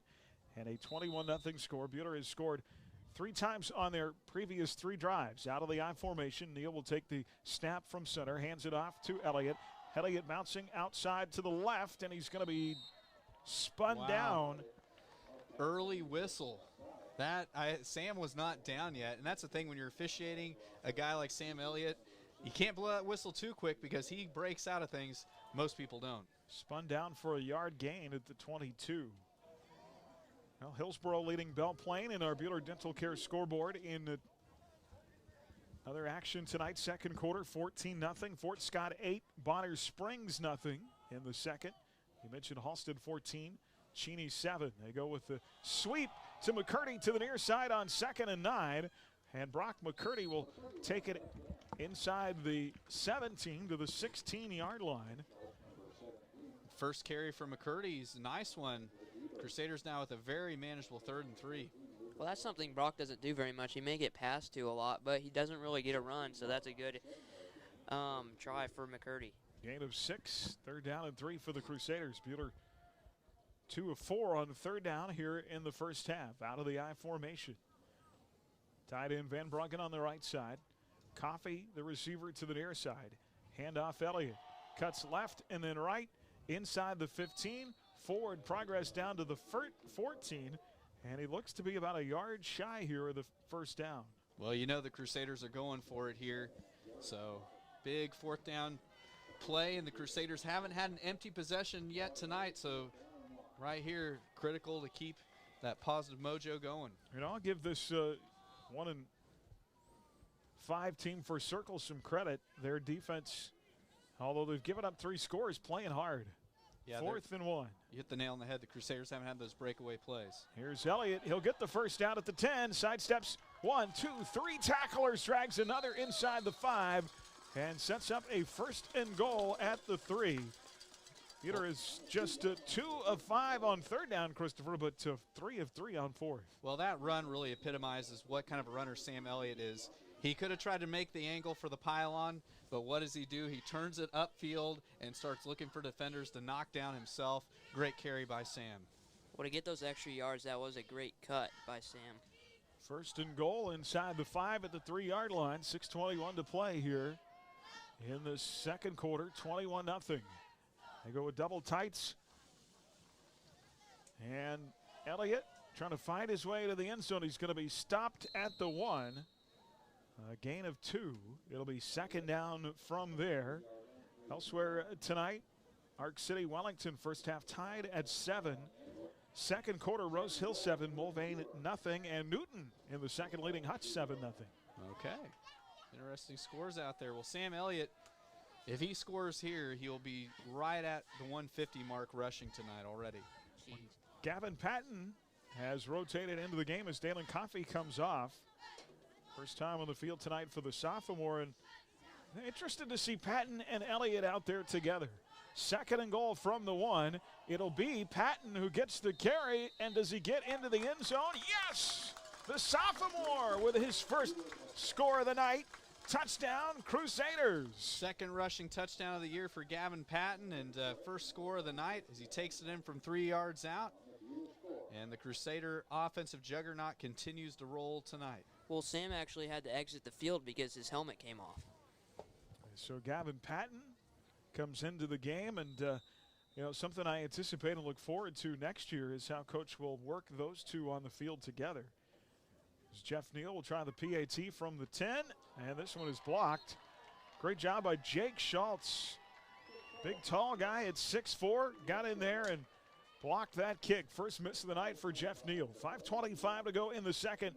Bueller's 4th touchdown of the night. They lead 27-0 here on HKFM and the Crusader Sports Network. Crusader football on your smartphone or tablet with the Ad Astra radio app. Bueller Crusader football is on Oldies 95.9 HKFM. Dr. Ediger genuinely cares about his patients. He knows his stuff. He is easygoing and makes you feel really comfortable. It can sometimes be intimidating going to the dentist. He does everything he can to ease your worries, especially with the kids. Hi, this is Dr. Corey Ediger, inviting you and your family to call me at 663-9136. That's 663-9136. Or stop by my office at 200 East 30th to make an appointment today at Edgar Family Dental. Where patients come first. Bueller Crusader football is on Oldies 95.9 HKFM. Crusader football tonight brought to you in part by Midwest Iron and Metal, by Edgar Family Dental, Hutch Rec, by Sunflower Electric, and by Ray & Sons Roofing. Weiscarver's kick inside the 15. It'll be taken by Ty Smith. And Smith across the 25 and up to the 27-yard line. T-Birds, this will be their fourth try of the night on offense.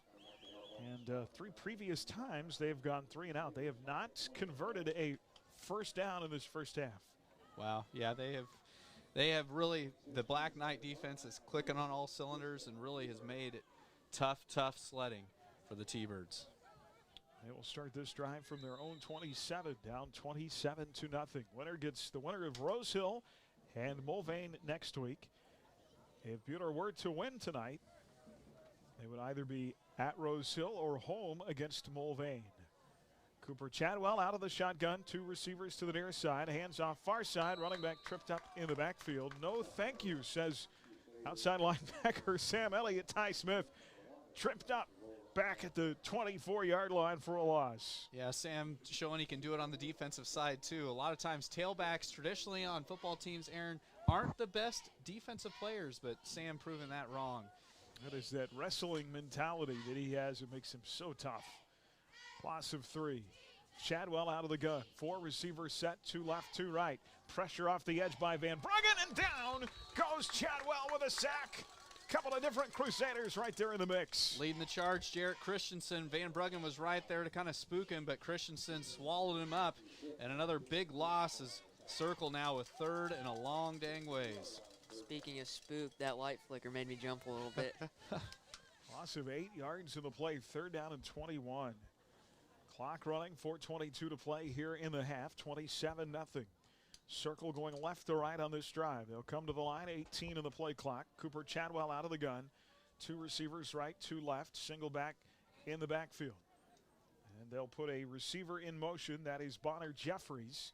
Lines up in the slot to the near side. Far side throw, short and incomplete. Chadwell has had trouble hitting the mark tonight. Target was Schultz on the far side at the 25. It'll be 4th down. That is the 4th consecutive 3 and out the Crusaders have thrown. And right now, Circle, I always love to quiz you, Aaron. Do you think Circle has positive yardage or negative yardage offensively right now? Well, that sack might have put them in the negative category. Circle with a negative 6 yards of total offense right now. 4th down and 21. They'll have to punt it away.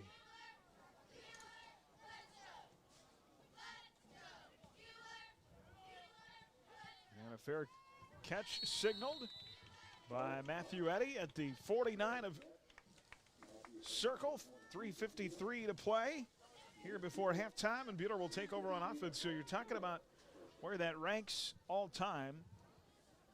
The career record for least yards allowed in a game is 0.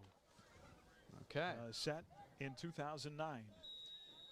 That is the school record. 1st and 10 at the 50. Bueller has it back, 3:53 to play.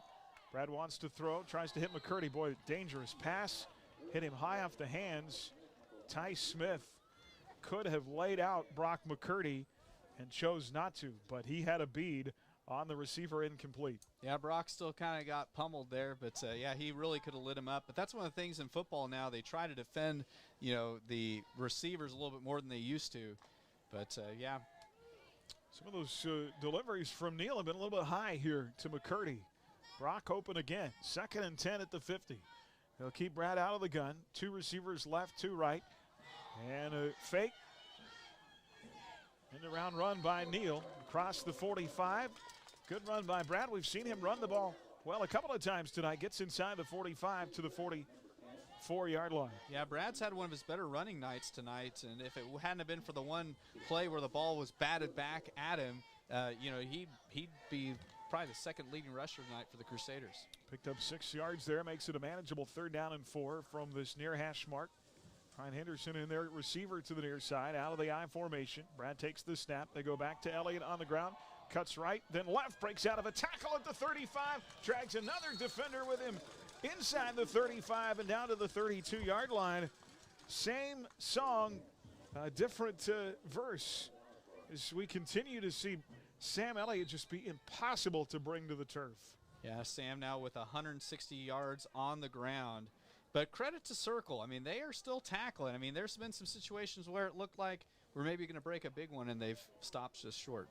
12 yards for Sam, 1st and 10. Back to the ground, up the middle. Boy, grab it at jerseys as Sam goes flying by. That was Lucas Rogers who tried to get a piece of the shirt inside the 25 and out of the 23-yard line. 9 more yards for Sam Elliott. So Sam now with 169 yards rushing this evening.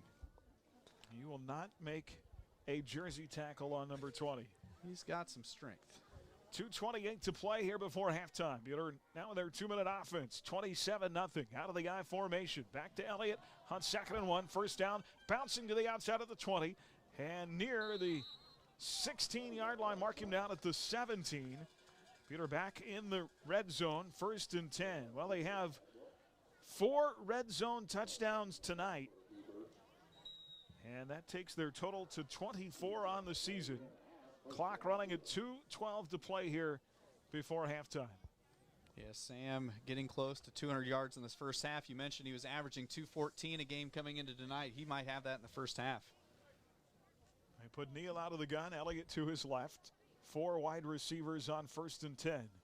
Brad rolling out to the left. Pump fakes, now throws. He has a receiver wide open. That is Mason Lipford in the end zone. His first touchdown of the season. Well, pump fake that time by Bradley Neal really freed up Lipford, and Lipford did a great job. Brad put nice touch on it, put enough air under the ball so Mason could just run underneath it. And an easy score there for the Crusaders for Mason's first TD of the night. Well, good for Lipford because he's been playing so good on the defensive side. Not much action on the offensive side, so being able to get a touchdown is just great. That'll be the longest reception of the season for Lipford. Jeffrey Neal boots it through and ends up behind the scoreboard at the south end of the stadium after the kick. 1:48 to go in the half. Bueller 34, Circle nothing on HKFM and the Crusaders Sports Network. Do you want to help the students of BHS in their extracurricular activities? The Bueller High Booster Club helps support hundreds of students each year. To join, stop by the Bueller Closet at any home game or email BuellerBoosterClub@gmail.com. Whether you're wanting to pick up a class or two while on break or looking to get a head start on your college career, Hutchinson Community College has online classes available throughout November and December. They're affordable, convenient, and flexible. As your American Family Insurance agent in Hutchinson, I'm looking out for what matters to you, even when nothing's wrong. This is Sheila Metzger, agent at the Sheila Metzger Agency. Call me at 665-0400 and let's talk about your insurance needs today. American Family Insurance. Bueller Crusader football is on Oldies 95.9 HKFM. Well, a 6-play, 50-yard drive. Something about the second quarter has been good of the Crusaders this year. They have now outscored their opponents 94-50 in the second quarter this season. And the Crusaders now with over 200 yards rushing in this first half. And Cody Weiscarver to kick toward the south end zone from the 40. Off the right foot, angles right to the 20. It'll be taken there by Smith. Spins his way forward to the 30 and brought down at the 32-yard line. Nice special teams tackle made that time by Mason Lipford, so not only is he scoring, but he's hustling down the field, and good tackle and kick coverage. Well, the Crusaders guys, they've already, well, they're pushing 300 yards of total offense in this first half. Every possession's been a scoring possession. This has been one of those nights that things are just clicking.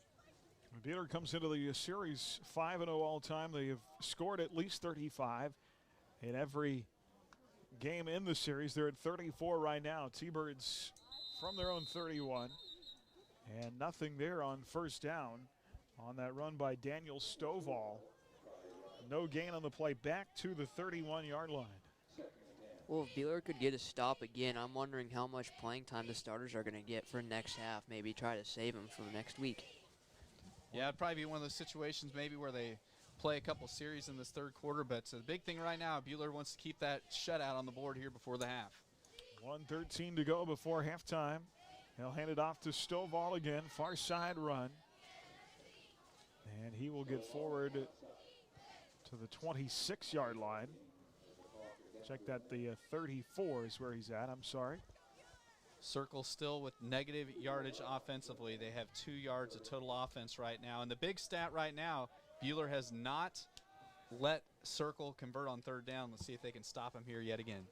0 for 4 tonight on third down of the T-Birds, facing a 3rd down and 7 here. 39 ticks and counting down, and we're going to have a timeout here. Timeout on the field with 35 seconds left. No Sterling College football tomorrow. This is, I believe, the 3rd game of the year the Warriors, for one reason or another, have had postponed. They were to go to Winfield, one of the neat stadiums in the KCAC, Sonner Stadium, Jantz Field there, and that game has been postponed. No Sterling College football tomorrow. Lots of other action this week in our Next Tech Wireless Road to a Championship. Lots of scores coming up at halftime. Tell you that Baser Linwood in 4A leads Atchison in the first half, 21-6. Wamego 35, Independence 14. That is now in the 3rd quarter. And Cheney and Halstead now tied at 14. Hutch still trailing Newton 17-14. Another score update. Little River looking like they're going to 45 Washington County tonight, 56-0 with 6:49 left to go in the second up in Little River. Our Bueller Dental Care scoreboard, your friendly hometown dentist, online at BuellerDentalCare.com. 3rd down and 7. 3 wide receivers set. Chadwell throws out of the shotgun, hits Schultz in the hands, shy of the first down, so they will not convert on 3rd down. Forward progress to the 38. One of their biggest plays of the night, and it only goes, goodness, for 4 yards. Well, the good news, if you're a Circle T-Bird, that gets them in the black now. They have 2 yards of offense. So it'll be 4th down and 3. And I do not think they'll take another snap here in the first half. It's technically another 3 and out. Yes, sir. So that will be the end to our first half of play. Bueller's most successful first half of the season as they go 5 for 5s on drives in the first half. 2 more touchdowns, 22 and 23 on the season for Sam Elliott. He had 2 second quarter touchdowns, 1 of 19, 1 of 3 yards. Pass completions for touchdowns to Dalen Coffey and Mason Lipford. Coffey's came early in the first quarter with 8:34 to play, his 6-yarder. And then the 5th touchdown of the night, that 17-yarder to Mason Lipford. Gavin Patton in for a series also with a touchdown, a 1-yarder tonight. And it is 34-0 at halftime. All Crusaders. Get our first half recap coming up. Our Inside the Numbers brought to you by Adams Brown Strategic Allies and CPAs. Update you on our Bueller Dental Care scoreboard. And coming up here on our Prairie Bank of Kansas halftime report tonight, we'll sit down with our head boys basketball coach, Ryan Swanson. We'll talk boys basketball on the way with Swanee. That'll be next here on HKFM and the Crusader Sports Network. We're live tonight from the Allen Samuels broadcast booth. Tonight's Prairie Bank of Kansas halftime report.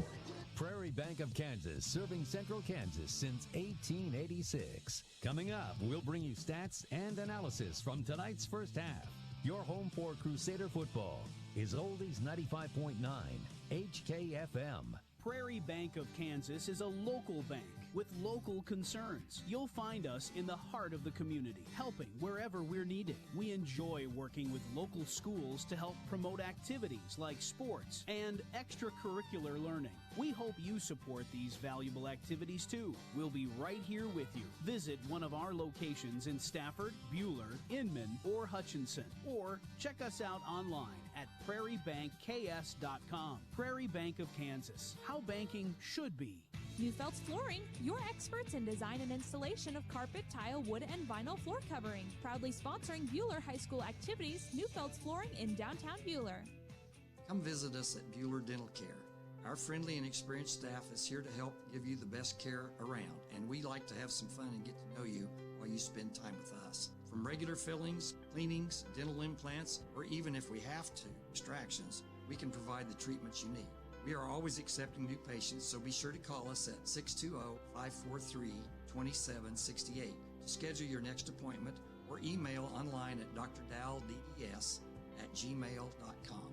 Buhler Dental Care, providing healthy smiles with a gentle touch. Hello, Bruce Isaacson here with the Isaacson Insurance Agency. Effective September 1st of this year, I have moved my office to 1700 East 30th, Suite D, just east of the intersection of 30th and Waldron. Stop in for your free insurance review on your auto and home, or simply call 727-0653. You'll be glad you did. And welcome back here at halftime tonight. First round of the playoffs. We'll have first half stats coming up and look at other scores from playoff action here in week number 9. We'll take time to check in with head boys basketball coach Ryan Swanson as we are, I think, Coach, less than a month away from the start of practice here, coming up pretty quickly. Yeah, it's sneaking up quick, which, it's starting to get excited. The weather gets cold and we start thinking about practice and basketball and being glad I coach an indoor sport. Let's talk a little bit about, obviously, last year, the experience of getting to take that team to state, a special group of seniors that you had, and you get a lot younger this year, but just reflecting on what those kids were able to accomplish, a very special season. Well, yeah, our first trip to state in quite a while, and it was also just a tremendous feeling, to win that sub-state and beat a good Abilene team.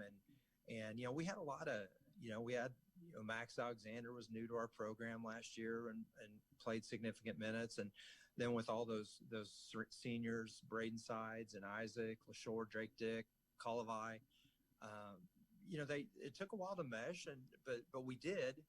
And by the end of the year, those kids were playing for each other, and just we're really going to have a hard time replacing those seniors. Yeah, absolutely. You've got a few guys back off of that team. Obviously, you should be good at the point guard position and get a couple of your bigs back. I know Reed is back. And let's talk about what you're looking forward to and kind of the challenges for this year coming up. Well, the one nice thing is we do have a lot of experience back at the guard position and some really good ones. Taden Hawkinson, I was teasing him the other year. I was like, is this going to be your 8th year on the varsity? Because that's what it feels like. And, you think back to him playing as a freshman, where he was our backup point guard. Now, 2 years ago, Isaiah stepped in, Hernandez as a freshman and is a special player. And then Max comes in as another special player who's a point guard. And any coach will tell you, you can play with 3 point guards on the floor at the same time, but you can't play with 0. So having those 3 guys back with their experience, with their leadership, with their ability is tremendous. And then you add Reed Scott coming back, who's just a tremendous banger, do anything for you. Most of the things Reed does are not always going to show up in the stat sheet, but he's such a quality person and quality player and plays hard and is a good leader. So, those 4 back, and then it'll be interesting to see who steps into that 5th spot and 6th and 7th. And we have a lot of good younger guys that I think will be okay. Yeah, absolutely. You talk about the experience coming back at the guard position and wanting to play fast. If you are able to kind of fill in some of that depth right toward the middle part into your bench, that will certainly help you to do that. Yeah, absolutely. We have a lot of we don't have a lot of size this year, but that's okay. We'll just play a little faster, and but we have guys who can score, and that's what's most important. All right, Coach. Well, we're looking forward to it. We'll get started here pretty quickly, and thanks for your time, and I hope that start of practice goes well for you. Thanks, Aaron. Appreciate you having me. Coach Ryan Swanson with us here at halftime. We're back with more right after this. At Dick's Phillips 66, our family has kept motorists on the road for nearly 60 years. Hi, this is Janet Dick, inviting you to stop by our locally owned station at 1215 East 4th in Hutch. Dick's offers top-tier gasoline, grab-and-go food options, and friendly service. Wherever you're headed, every journey begins with a stop at Dick's Phillips 66, 4th and Stevens in Hutch. Hi, this is Bueller head football coach Steve Warner. If you'd like to stay connected with what's going on within our program, I'd like to invite you to sign up for the Bueller Football Weekly Roundtable. It's a newsletter emailed weekly to Bueller High School football supporters. To sign up for the Football Weekly Roundtable, just send an email to crusadersrt@gmail.com. That's crusadersrt@gmail.com. Hello fans, Monty Cross with HCU Investment Insurance Services, and as an alumni of Bueller, I am proud to sponsor Crusader Sports. HCU Investment Insurance Services is located inside Heartland Credit Union at 23rd and Severance in Hutchison. Call me today at 620-669-0177 or 800-428-8472. Securities offered through LPL Financial, member FINRA SIPC. Insurance products offered through LPL Financial or its licensed affiliates. Mann, Wyatt & Rice Personal Injury Law Firm is celebrating 20 years of helping victims recover their health and lives after a serious accident. Serving Kansas, Missouri, Oklahoma, and Colorado, our success stems from valuing people over profits. We look forward to another 20 years of fighting for victims' rights. Mann, Wyatt & Rice attorneys and staff wish Bueller athletes the best of luck this season. Mann, Wyatt & Rice, trusted, experienced, compassionate. Bueller Crusader football is on Oldies 95.9 HKFM. And welcome back here at halftime from Crusader Stadium tonight. We're live from the Allen Samuels broadcast booth, where they're dedicated to helping you find the model that best suits your needs. Allen Samuels, Chrysler, Dodge, Jeep, Ram. Come by, let's be friends. Levi Perez in our senior spotlight tonight. Been passionate about sports since he was a toddler. During the offseason, Levi works a part-time job and enjoys weightlifting with his friends. His biggest highlight from school, being part of the football team, still looking to continue his football career somewhere in college while getting a degree in secondary education. Our senior spotlight tonight goes to Levi Perez. We want to wish good luck to our Bueller Crusader cross-country teams, both girls and boys, defending their 4A state titles tomorrow. They will run tomorrow morning in Wamego, and there is live video footage available. If you go to the Crusader Athletics page on Facebook, you can find the link for tomorrow's 4A state cross-country meet in Wamego. And good luck to Coach Mo and the Crusaders. Tanner Lindahl for the guys, one of 2 or 3 that has a chance to win a individual title. Lindahl, of course, won it as a freshman, now back as a junior. And Leah Bentley on the girls' side with a chance to contend for a girls' podium finish as well. Good luck to the Crusaders tomorrow. Our volleyball team wrapped up their season last Saturday, losing in the sub-state final. And Coach Himmel and that group of seniors, a fantastic season. Congratulations to them as well. Well, Christopher, first half numbers here. Brought to you by Adams Brown Strategic Allies and CPAs. Proudly serving businesses in Kansas for the past 70 years. Online at adamsbrowncpa.com. Well, taking a look inside the numbers, a dominating performance for the Crusaders here in this first half. Outgaining Circle at the half, 242 yards to 2. Play-wise, the Crusaders have more than doubled up the amount of plays. They've ran 38 plays compared to Circle's just 15. Through the air, Circle tonight is 2 of 6. Cooper Chadwell for 4 yards. And for Bradley Neal, a very efficient night. He's 4 of 9 for 41 yards, 2 touchdowns, no INTs.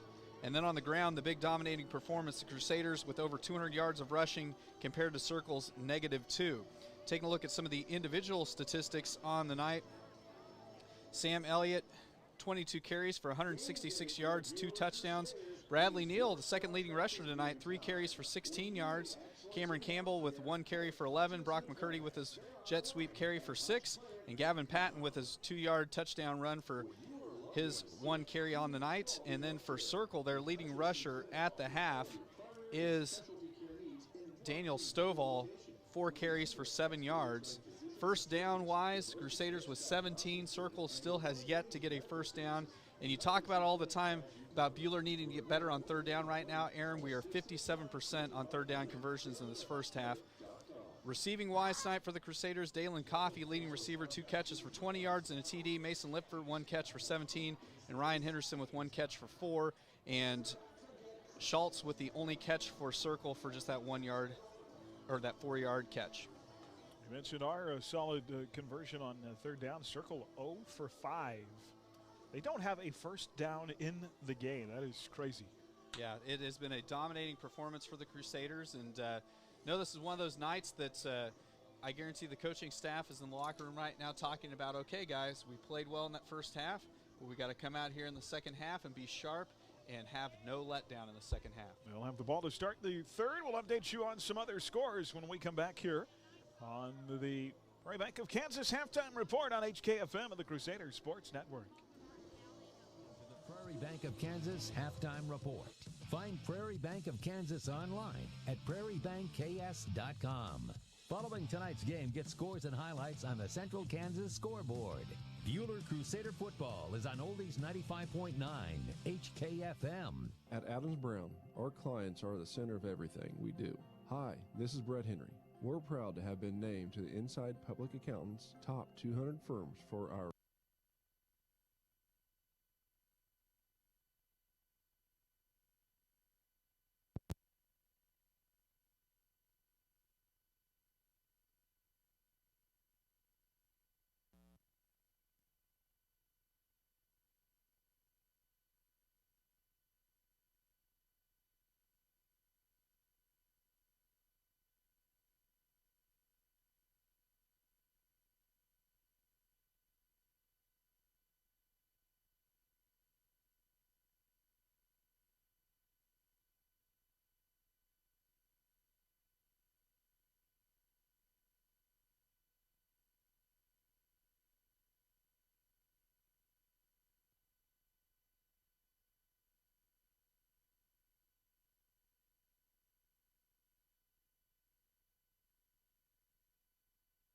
things they offer and do. Alan Samuels Chrysler Dodge Jeep Ram of Hutch. Come by. Let's be friends. Buhler Crusader football is on Oldies 95.9 HKFM.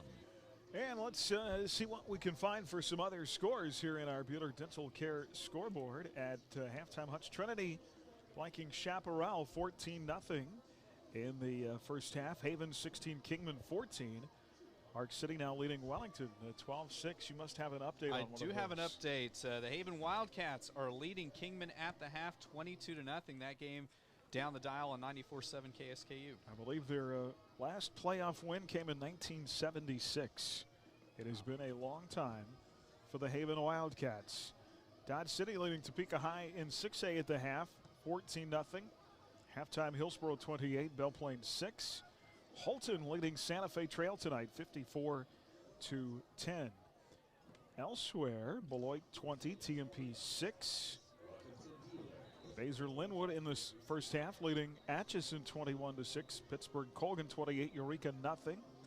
Gossel blanking Kinsley in the first half 38-0.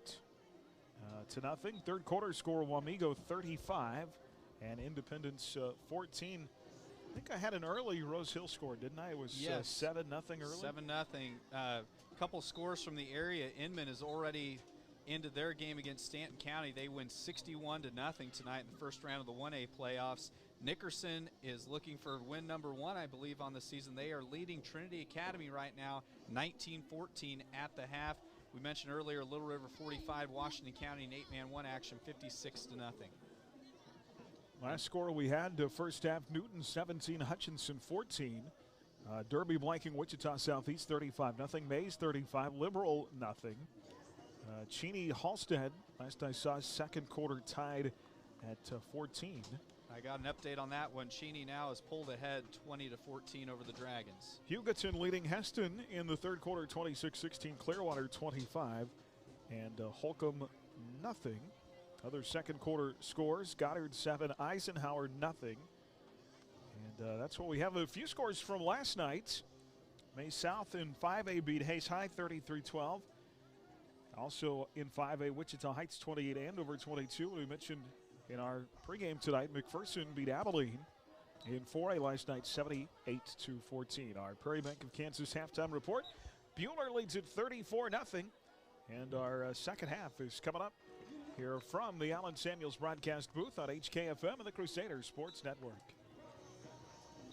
Bank of Kansas halftime report. The second half kickoff is coming up next. Crusader football is streaming online at adastraradio.com and on your smartphone or tablet with the Ad Astra Radio app. Whether you're wanting to pick up a class or two while on break or looking to get a head start on your college career, Hutchinson Community College has online classes available throughout November and December. They're affordable, convenient, and flexible. When you're running a business, you don't have time for internet that slows you down. IdeaTech is here to bring your business internet freedom. Freedom from high prices, freedom from slow service, and freedom from bad customer support. If you're ready to do business with a local company that cares about you, give IdeaTech a call at 620-543-5000 or visit ideatech.com and contact us through the Hook Me Up button on the homepage. Your internet freedom awaits. The Cosmosphere had an unfortunate incident where sewage started to leak into the museum level. Given that we are supposed to care for and protect historic artifacts, we immediately called Phoenix Restoration because we knew Ryan and his team, they would work with us and get the situation eliminated so we could continue our operation. Reno County's only locally owned fire and water restoration company is Phoenix Restoration. They'll help you rise again after your disaster. Online at phoenixrestoration.com. Buhler Crusader football is on Oldies 95.9 HKFM. And Crusader football tonight brought to you in part by Withco Steel Products, by Apple Lane Animal Hospital, First National Bank, by APAC Shears, and by Fee Insurance. Second half coming up, part of the Next Tech Wireless Road to a Championship. Of course, we're streaming live tonight on the Ad Astra Radio app. Next Tech Wireless, your mobile and need to stay connected online at nexttechwireless.com. Circle T-Birds set to kick off for the first time tonight. Yeah, they were showing up to maybe kick an onside, which right now, if you're Circle, you have nothing to lose by taking any risk you can. Absolutely. Try to get some points on the board as Michael Fajardo will kick from the 40 toward the north end zone. Angles to the far side, taken short at the 20. Return 25 to the 30 and up to the 32-yard line. So the Crusaders will have good field position. You mentioned Michael Fajardo. He was the kicker last week for Circle. He's also on the soccer team. He wasn't there for the first half, but then hustled his way back from El Dorado and missed his lone PAT. Buhler with 5 first-half touchdowns, Christopher, and this will be their worst field position of the night. Yeah, the Crusaders at the 31-yard line, 32, excuse me. From their own 32, out of the hash mark there on the far side with a double tight set, I formation, and a power run up the middle on first down. First carry tonight by Colin Rowland, forward to the 34 for a gain of 2. Yeah, good to see Rowland getting involved. Colin Rowland came into the night, 31 carries, 184 yards and 2 touchdowns. Second down and 8, just underway in the second quarter. Circle really packing the box here. Buhler stays with the 2 tight ends. Brad Neal rolling out to pass, and he's going to be sacked. Getting free that time, Cooper Chadwell for the T-Birds, and he chased Brad back behind the 30 to the 29-yard line, and boy, really nothing Neal could do there. Yeah, they ran the naked bootleg that time, and the Circle defenders didn't bite on it, and yeah, that's always a play where the quarterback's really vulnerable, and Bradley got ran down. Isn't it tough for the naked bootleg when you get caught with your pants down? I mean, it just doesn't work out so well. Loss of 4, third down and 14 from the 29. Quarterback out of the gun. It's Ryan Henderson in at quarterback. Quarterback draw up the middle. Henderson with a big burst across the 35 and gets up to the 39-yard line, 3 yards shy of the first down. Yeah, great hard run by Henderson. They just ran the quarterback draw. They spread Circle out, sent 5 receivers down the field, and Hendo hit the line of scrimmage with some gusto, but unfortunately the Crusaders are now going to have to punt for the first time tonight. On a 4th down and about 4, Jeff Neal on to punt from near the 30. Ty Smith will be back inside his own 30-yard line of return here. 10:07 to play in the third. Neal takes the snap, kicks it away. And out of bounds, Circle's going to have their best field position of the night here. See how far up the field the linesman walks it off. They'll bring it all the way up to the 42. Jeffrey was actually ready for that punt that time. Unlike last week, there was one time where he wasn't on the field and he got chewed out by the coaches. From the 42-yard line, right hash mark, Circle, third quarter going left to right. Trailing by 34. 34-0 with the 5 touchdowns in the first half from the Crusaders. Cooper Chadwell out of the gun. And movement on the line at the snap. Crazy thing for Circle, Aaron, this is just their 16th offensive play of this game.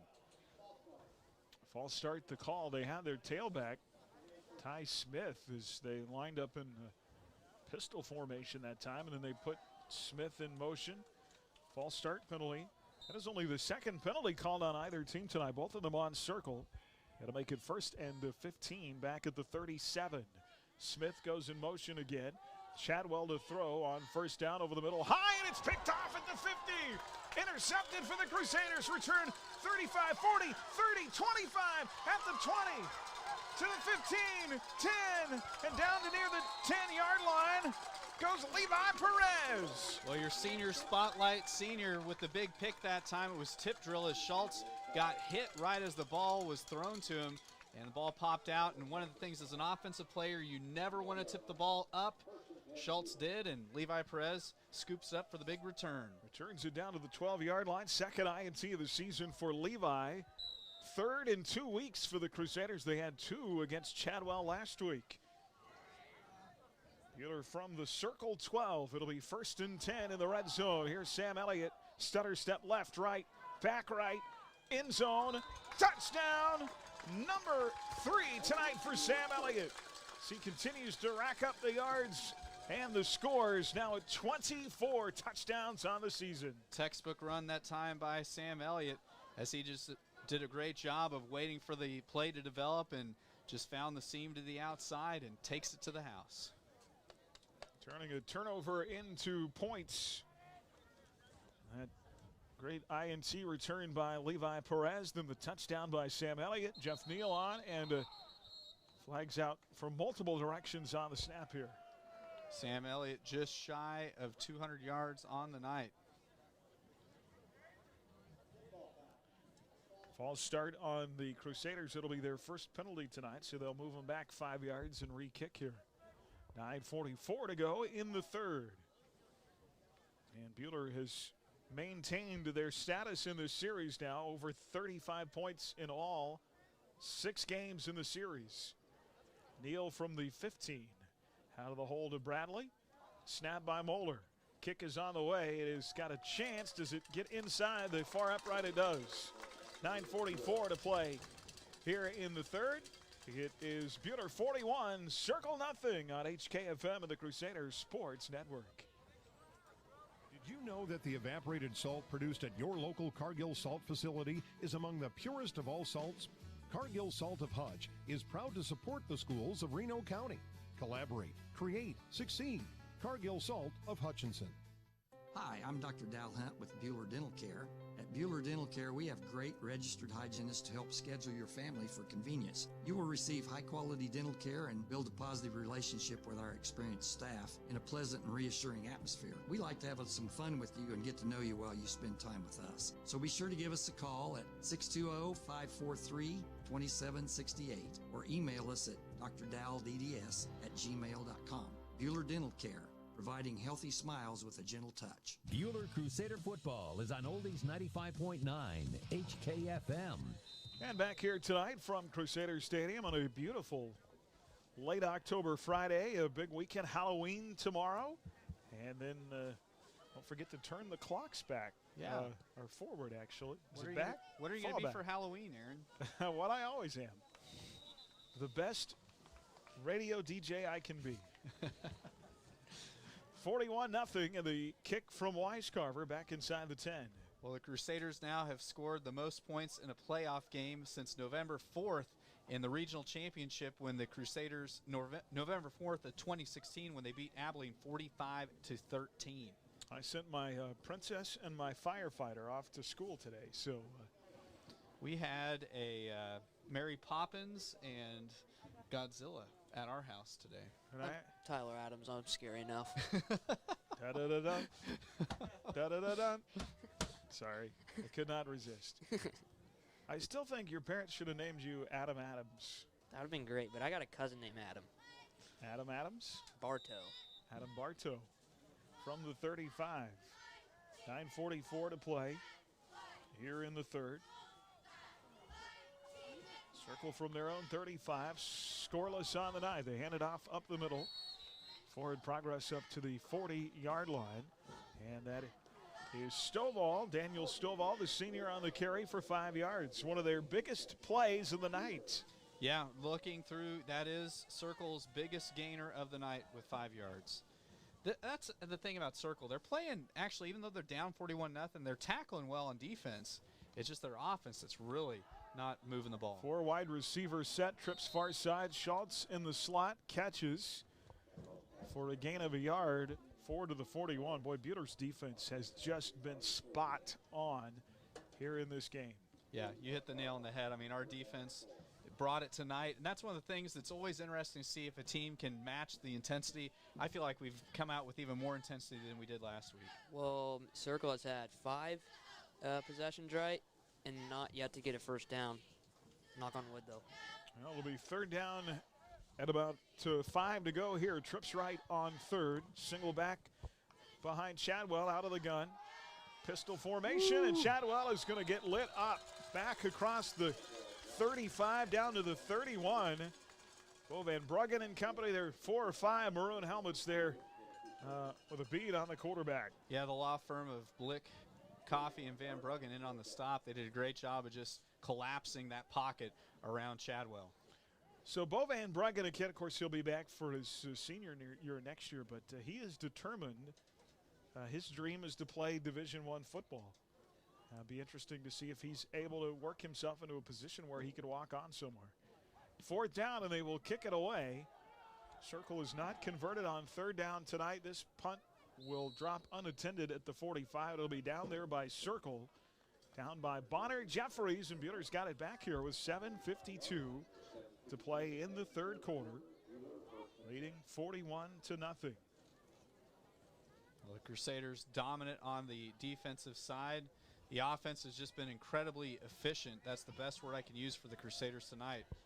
Getting down to the point where might be the last few snaps of our varsity tonight. Brad Neal back in there at quarterback, takes it from under center, hands it off, collision. Gavin Patton is in at running back now. And he got hit once and then twice and went down for no gain at the 45. So second carry of the night for the sophomore tailback, Gavin Patton. His only other carry went for 6. Yeah, he got the easy break earlier where got to come into the game with the ball sitting first and goal at the 6. And a little tougher sledding that time for Gavin, but he's a heck of a runner, and it'll be interesting to see him down the stretch in this game. Carson Moeller is checked in at wide receiver now on second down and 10. They'll go back to the ground. Patton trying to bounce to the outside. Hard hit. And he is gang tackled by the T-Birds after a gain of 2 as he gets up to the 43, and it'll be third down for the Crusaders. And you mentioned Circle still playing hard. Their defense not giving up. Yeah, and we really haven't had many big plays tonight just because Circle does get to the football pretty well. But Buhler's just been able to kind of overpower him with tough running. It'll be third down and 8 here. They'll stay in the eye. And Brad being chased out of the pocket. We got a face mask here as one of the big interior linemen for Circle broke free. I think it actually might be a hold on the Crusaders as Colin Rowland tackled one of the Circle defenders. I think that was 56 who broke free. Braden Ketterman, 6'1", 245. He's a big fella. And Brad threw it incomplete, but a flag down on the field in the backfield. On a third down and 8. It will be a holding penalty on the Crusaders. It'll be their second of the night, and that'll make it. It's a spot foul, and the hold was right around the 10 41 from yard the line. spot. Yeah, so back to the 31. This is not 4-down territory right here, fellas. Ends up being a loss of 12. Well, they need the circle 45 for a first down. From the 31, it'll be 3rd and 24. Brad out of the gun, 3 receiver set, and the snap low and loose. Brad's going to pick it up, and oh my goodness. He's going to be tackled back at the 6-yard line. That snap from Gilbert that time never got up off the turf, and Brad had to go down to try to pick it up. Yeah, it's one of those tough plays for Neal where, I mean, literally he's going to get charged with losing yards that time. It really wasn't his fault. And Corey Gilbert's traditionally been a pretty good center this year, and that's one of the few missed snaps he's really had this season. Well, they started this drive from the circle 40 or from their own 45. They're going to punt the line of scrimmage at their own 17. Bradley took a hard tackle there, too, at the end where he was diving for the ball. So Jeff Neal will punt inside his 10 with 5:53 to go in the third. Second punt of the second half of the Crusaders, and this is not a good punt. Wow. Straight up in the air, and that won't net 20 yards. Yeah, tough thing. The Crusaders started this drive at the 45-yard line, and Circle's going to get the ball at the 28. That's a tough series that time for the Crusaders. Not their most crisp series there. Well, as good as they looked in the first half, their offense has struggled a tad here in the second half, and they've set Circle up with their best field position of the night at the Buhler 28-yard line. So that punt, the snap was from the 17. So it nets them 11 yards. Wow. So now if the Crusaders want to keep the shutout, which I know that's every defense's goal, they're really going to have to bow their necks here and try to keep Circle out. T-Birds had the one score last week after I think that came on a Sam Elliott fumble, and then the short 13-yard pass to Schultz for a touchdown. They work out of the shotgun on first down, handoff, and hit right at the line of scrimmage and drop for a loss of 2. Yeah, Smith got wrapped up right away. Ty Smith comes up limping a bit as he lost 2 yards on the play back to the 30. Atherton and Blick in on the stop. Well, the two teams combined have more negative yards in the second half than they do positive. Yeah, with that loss, Circle now goes back to -1 yard of total offense. Here is Chadwell out of the gun, second down and 12. Wants to throw, pressured, being flushed out of the pocket, dragged to the turf by Levi Atherton. Great job by Atherton, back-to-back plays for him from the defensive end position. Big sack on Chadwell. All the way back to the 39. It's a loss of 9 of the play, and it's going to be third down and long. With Levi, he's not getting very much playing time on both sides of the field, so for him being able to make those 2 plays is big. Making the most of it. First down marker at the 18. And Chadwell out of the gun, third down and 20. Pressure again, brought up the middle. Throw over the middle, and a receiver and defensive back tied up there. Yeah, Bonner. So it was Cameron Campbell on the coverage, incomplete. Yeah, Bonner Jeffries probably got away with an offensive pass interference that time as he was all over Campbell. And there was holds galore in the backfield, but Buhler in the situation, up 41 points. Officials tend to not call as much on the team that's down 41. Well, the T-Birds have still not converted on third down. I think Black Knights played a little angry there on that set of downs. They're going to go for it on 4th and 20. Chadwell scrambling near side, heaves it up one-on-one. Oh, what a catch! They cannot call that defensive pass interference. That might be offensive pass interference on the push-off on Jake Brown, who catches it inside the 20 at the 16, but I think he pushed off of Brock McCurdy. Yeah, and I tell you what, I got to give a hats off to James Blick as he had the opportunity. If he wanted to have just roasted Cooper Chadwell there, he could have, but it probably would have been a questionable late hit, roughing the passer, and Blick showed some discretion that time, not leveling him. He threw it up for grabs on this near sideline down inside the 20. And Jake Brown, covered by Brock McCurdy, pushed off of McCurdy to catch the pass, and it will be offensive pass interference against the T-Birds. And in the high school level, Aaron, to get an offensive pass interference, it has to be very egregious, and that definitely was. Yeah, absolutely. So that'll be the third penalty of the night on the T-Birds. And it'll now be 4th down and 34. There's been some crazy down and distances for these two teams here in this quarter. Well, they had the ball on Bueller's 28. Now they're on their own 46. And set to punt. Punter's going to punt from the 35. Schultz gets it away with the right foot. Great kick. And Eddie's going to get away from it as it rolls inside the 15 to the 14-yard line. Well, even though a couple of punts in that last series not good for the Crusaders, the Black Knight defense still playing fantastic, and a chance to come back onto the field and correct some mistakes here in the second half. No doubt. After the way that last series went, the Crusaders, here's an opportunity to try to get something going positive-wise offensively. After that first half was so efficient, so effective, hopefully the Crusaders can get it back on track here. Bueller from their own 14-yard line, 1st and 10, worst field position tonight. 6 touchdowns, 5 in the first half, 1 in the second half. The 12-yard run by Sam Elliott, 41-0. Down to 4:13 to play in the third. Crusader football tonight brought to you in part by H&R Block, by Cargill Salt, also by Crable Tree Clearing, by the Sheila Metzger Agency, and by Midway Motors. Sheila Metzger, proud sponsor of our running Crusaders. Cross country headed to state tomorrow. Girls and boys in Wamego. Good luck to our Crusaders and Coach Mo at state trying to defend their 4A titles. 1st and 10 at the 14. Out of the I formation. Brad hands it off. Going to be Gavin Patton bouncing to the outside and caught from behind. And a flag out on that play is there was a little extracurricular activity by a couple of the linemen back behind the play. Battle of the 56s that time as Braden Ketterman along with Jarrett Christensen kind of got tangled up. The question is, who tackled who first?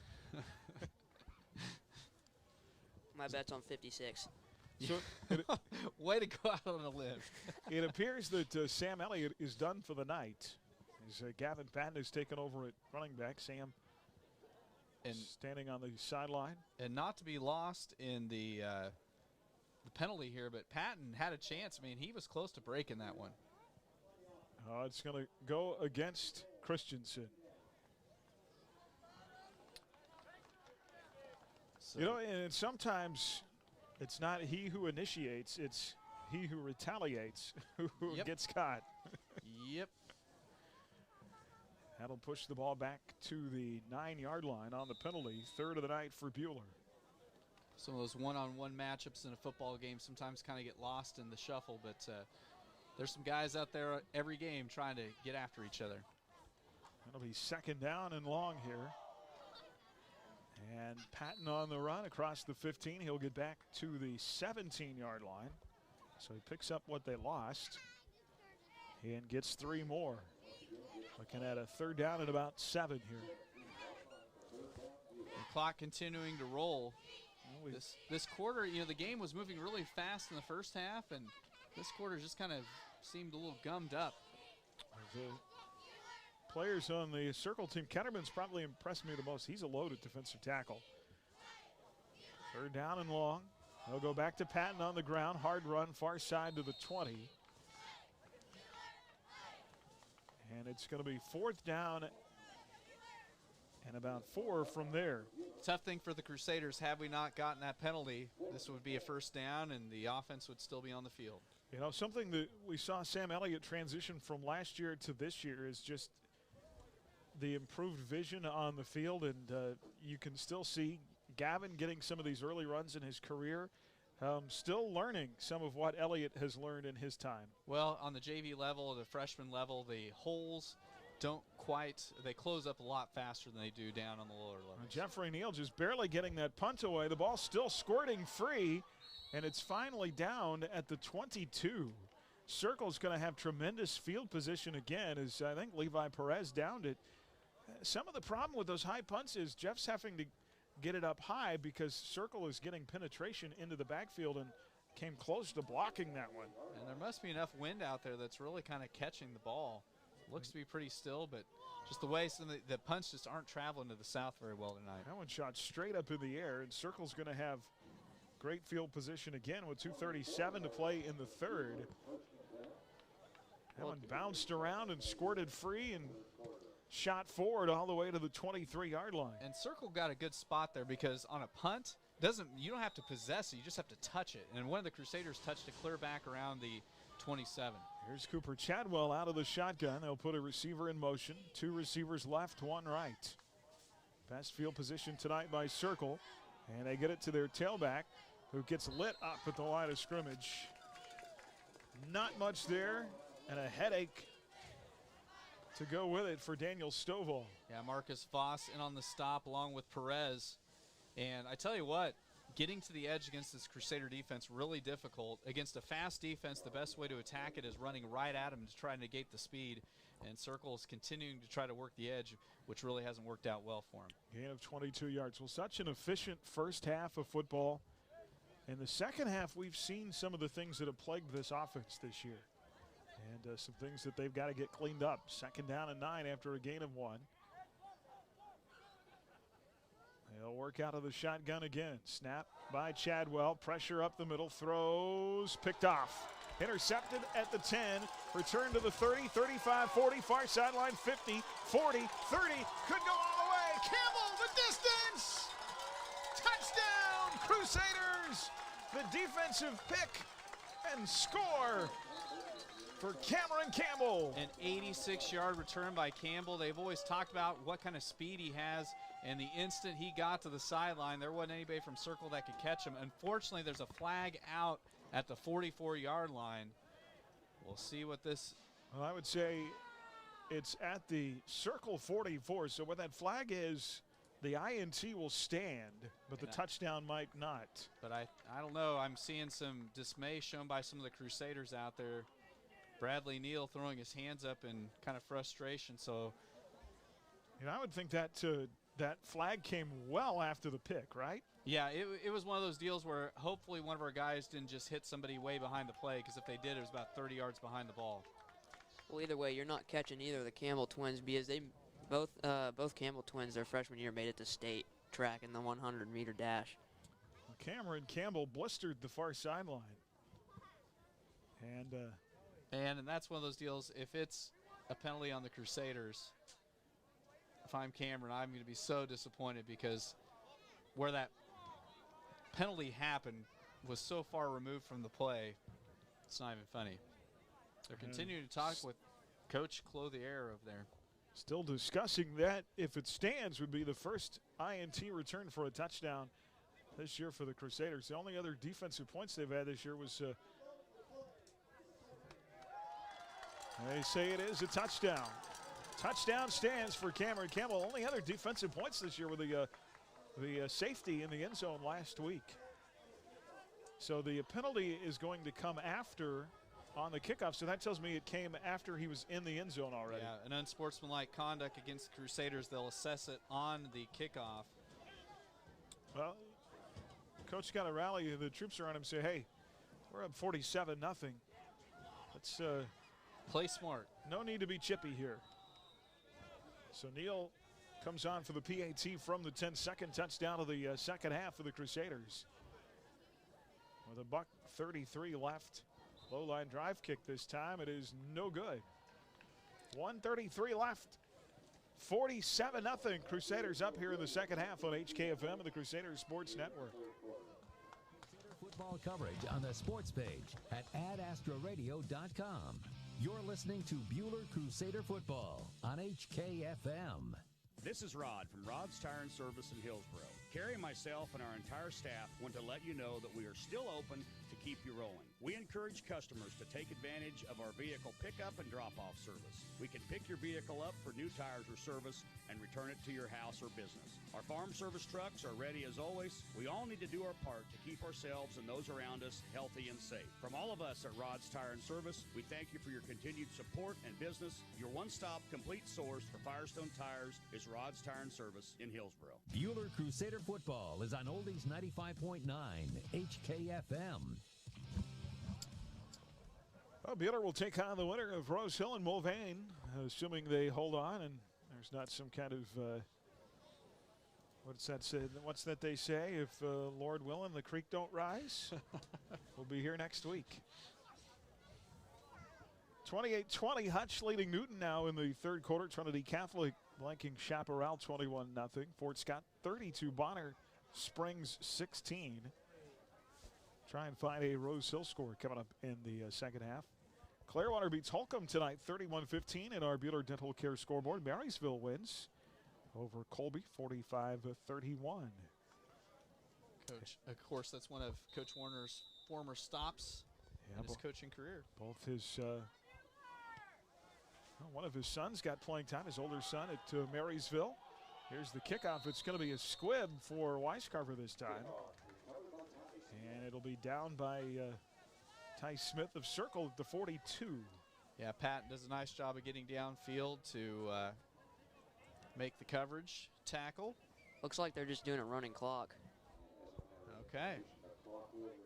Wichita Capon leading Salina South as we go to running clock here in the third, 49-0 with 1:07 left in the third quarter. The Girard Trojans are leading the Columbus Titans in the second half, if you wanted to know tonight. 1st and 10, they work ball out. Chadwell out of the gun, fumble. Smith picks it up, and he's going to be eaten up behind the line of scrimmage back at the 36-yard line. And that will go for a loss of 6 on the play. Tanner Tushin in on the stop for the Crusaders. Smith lucky to be able to scoop that up off the turf. And Circle continues to go negative. They are now negative 15 yards of total offense tonight. Hey, you remember what we said about Chanute not wanting to host Bishop Miege? Yes. Third quarter, Miege 64, Chanute 14. Second and 16 for the T-Birds. And they run right at the line of scrimmage and nothing there. Alex Lee, one of the sophomores, as they're starting to work the JV guys in, the defensive end makes the stop for a couple-yard loss. Loss back to the 33-yard line. 3 more lost on the play. And that will be the final play of the third quarter. Your score, Bueller 47, Circle nothing from Crusader Stadium. Final quarter coming up here tonight on HKFM and the Crusader Sports Network. We're live from the Allen Samuels broadcast booth. Driveways can be expensive to install. This is Derek Fees. Let APAC Kansas Shears Division help you properly maintain these investments. Patching, crack filling, sealing, and striping are just some of the services we provide. Call APAC today at 620-662-2120. Mid-Kansas Credit Union, serving Central Kansas from their locations in Mount Ridge and Bueller. Take control of your accounts and sign up for online banking at mkcu.com with features like remote capture deposit and online bill pay. Member-owned and proudly supporting Crusader arts, athletics, and academics. Mid-Kansas Credit Union at 200 West 2nd in Bueller and in Mount Ridge. Member NCUA. Bueller Crusader football is on Oldies 95.9 HKFM. 47-0 here. The halftime score that we have from Rose Hill tonight. Rockets 22, Mulvane nothing. That was the halftime score. If that holds true, Bueller would be headed to Rose Hill. But they've had some battles in the past. Never forget the game there. I believe it was in 2009 when Jordan Oden got hurt in the second half. Rockets always a tough team to play. You know, they had a couple of down years, but they're starting to get that program rebuilt. Didn't they win it in 2011, right? I would have to, somewhere in there. Third and long, Chadwell to throw to start the third quarter. Schultz goes up for it. Great play over there by Javon Ostrom to knock the ball out of the hands of Schultz at the 50. Yeah, Ostrom doing a great job, like you said, going up and hitting the ball away at its highest point. And so now Circle with a 4th and long ways. Clock is running, so we'll see if they are going to bring in on the punt team. Circle has still not converted a third down tonight. That is crazy sauce. Yep, Rose Hill's latest state championship was 2011, and their best record since then was this year at 4-3, but before that 4-6 in 2012. They had some great battles. Yeah, you mentioned those good years for Rose Hill. Greg Slade was the one that got things going at Rose Hill. When I was a kid, Rose Hill was the game as a sophomore. You knew you were going to get to play no matter what because it was going to be not a very good game. Well, then Slade left and went to campus. I don't know where he's at now. Yeah, because Jamie Cruz is now at the former head coach at Bethany, and at Pratt High is now the head coach at Circle. Or, I mean, at campus. Yeah, Rose Hill is on the way back. 4th down here for the T-Birds, down 47-0. Looks like they are going to punt. Rockets with that one state title came into tonight 15-13 all-time in the playoffs with 14 appearances. That's their only state title appearance. Only other semifinal appearance came back in 2004. And a complete JV defense out there for the Crusaders. We'll try to work all these young men's names into the broadcast as it happens. So Jake Schultz to punt near his own 20 on 4th down. Low line drive kick, bounces at the 50, takes a Bueller roll past the 40, and it'll continue to roll down to near the 32. Actually took a circle roll. Well, you know, a little bit of controversy for the offense in the second half, but how about this Black Knight defense? Goodness. Yeah, they have just, I mean, when you can hold your opposition to not even having a first down, that's saying something. How many total plays has Circle had now? 11:06 to play here in the game, 47-0. T-Birds punted away. Bueller will have it from their own 33. It's a good question. They only had 15 at the half. Bueller seeking a win here tonight to move on to the next round.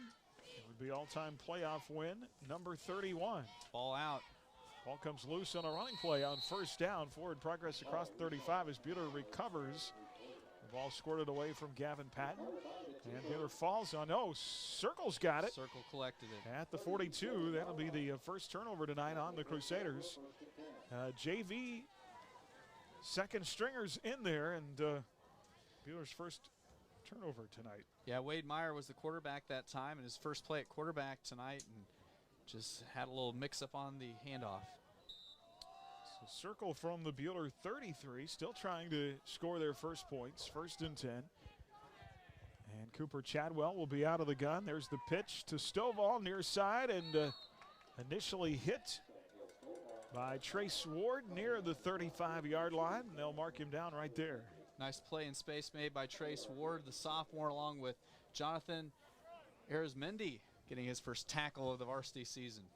Well, it'll be interesting to hear coach's thoughts after the game, as well as the offense played in the second half. Not to beat that into the ground, but he can't be particularly happy with the second half, can he? Well, it's really tough to keep your intensity up when you have a game where you're up as much as the Crusaders were in the first half. Second down and 8. Stovall's going to be caught from behind. Carson Moeller in there to wrap him up, along with Wesley Miller at the 34, and a gain of 1. It'll be 3rd down. So the Crusaders trying to, even though it's the JV out there, they don't want to be the first guys to allow the first Circle first down of the night. Well, this is a big 3rd down play right here. Chadwell out of the gun, trips right, single receiver left. Stovall the lone back. Play action. Chadwell wants to throw. Low and incomplete. Intended for Lucas Rogers near the first down stick at the 30. It'll be 4th down.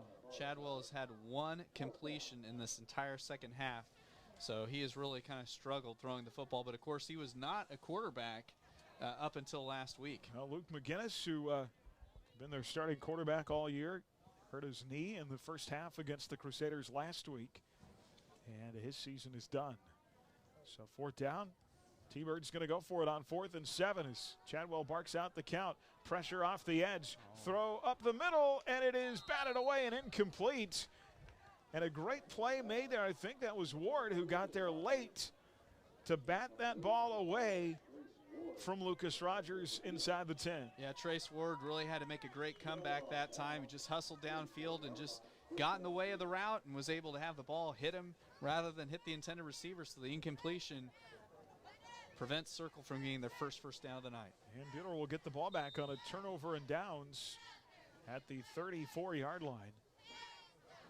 From their own 34, 1st and 10. Let's see if we can hold on to the football and move it forward. 7:53 to go in the game, out of the I formation.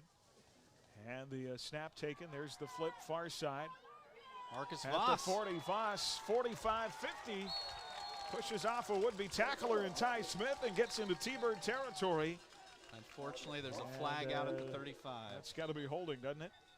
Yeah, Boy, they just, sometimes when, despite all the good things you do, sometimes you just kind of have trouble getting out of your own way, don't you?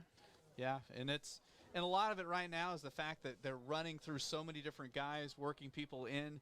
Some of these guys are varsity guys that maybe haven't played a lot with some of the JV guys, so it's just different combinations of players out there right now. Marcus Voss, so it'll be the 4th penalty of the night on Buehler. Marcus Voss showing his speed there, getting to the edge. Yeah, that was Voss's best run of varsity football, so it's too bad that it got negated with that holding penalty. See who's in at quarterback here. Wade Meyer. Meyer's in at quarterback. 2 receivers near side, including Luca Gotti and Bryce Ruda. And here's a run by Patton. Forward progress to the 29-yard line. So Patton will get 5 back. Clock running at 6:30 to play. Looking at a 2nd down and long coming up here. That's Grant Ricker and Javon Ostrom. Crusaders continuing to roll through new people. Ryan Colpetzer out there, as well as Nathan Hearn on the O-line. Tied in right now is Mason Jones, the freshman. First, make it 2nd down and about 15 here. Back to Patton. Running to the near side, cuts inside a tackler, gets across the 35. Boy, Gavin runs hard, doesn't he? Yeah, he hits the hole, and he's not afraid of contact. He's not afraid to dip the shoulder, and a nice hard run that time by Gavin. And so picked up 8 yards to the 37. Austin Rogers checking in the game. Wade Meyer, the quarterback here in the second half. We've seen this is a 4th different quarterback. Bradley Neal, of course, Henderson, Eddie, Neal, and Meyer have all lined up at quarterback for this team at one point or another this year. 3rd down and 7. And they'll hand it off big. Hit up the middle by Patton across the 40. And forward progress to the 42. They're about 2 yards shy of the 1st down. Yeah, it's in one of those places where I might be tempted to line up and go for it on 4th down if I'm the old coach. Yeah, I'm assuming they'll probably punt away. Maybe they will go for it, though, because it's kind of one of those things in this situation when you're up big. I mean, going for it here, if you get stopped short, you're going to give the other team great field position. Yeah, they're going to go for it. They're not going to bring the punt unit on the field. They'll go for it on 4th down and 2 out of the I formation. 2 receivers to the far side.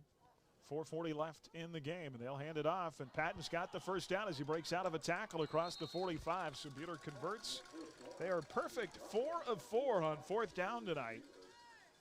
And Patton forward to the 47-yard line, picks up 5 and move the chains. Well, I like the call going for it there because if you have the ball, you're controlling the tempo and letting this JV offense really work against a varsity. It's fun for those guys, and yeah, good to see the ball in our hands. I believe Jeffrey Neal is going to check in a quarterback here. New quarterback is the freshman number 6. 1st and 10.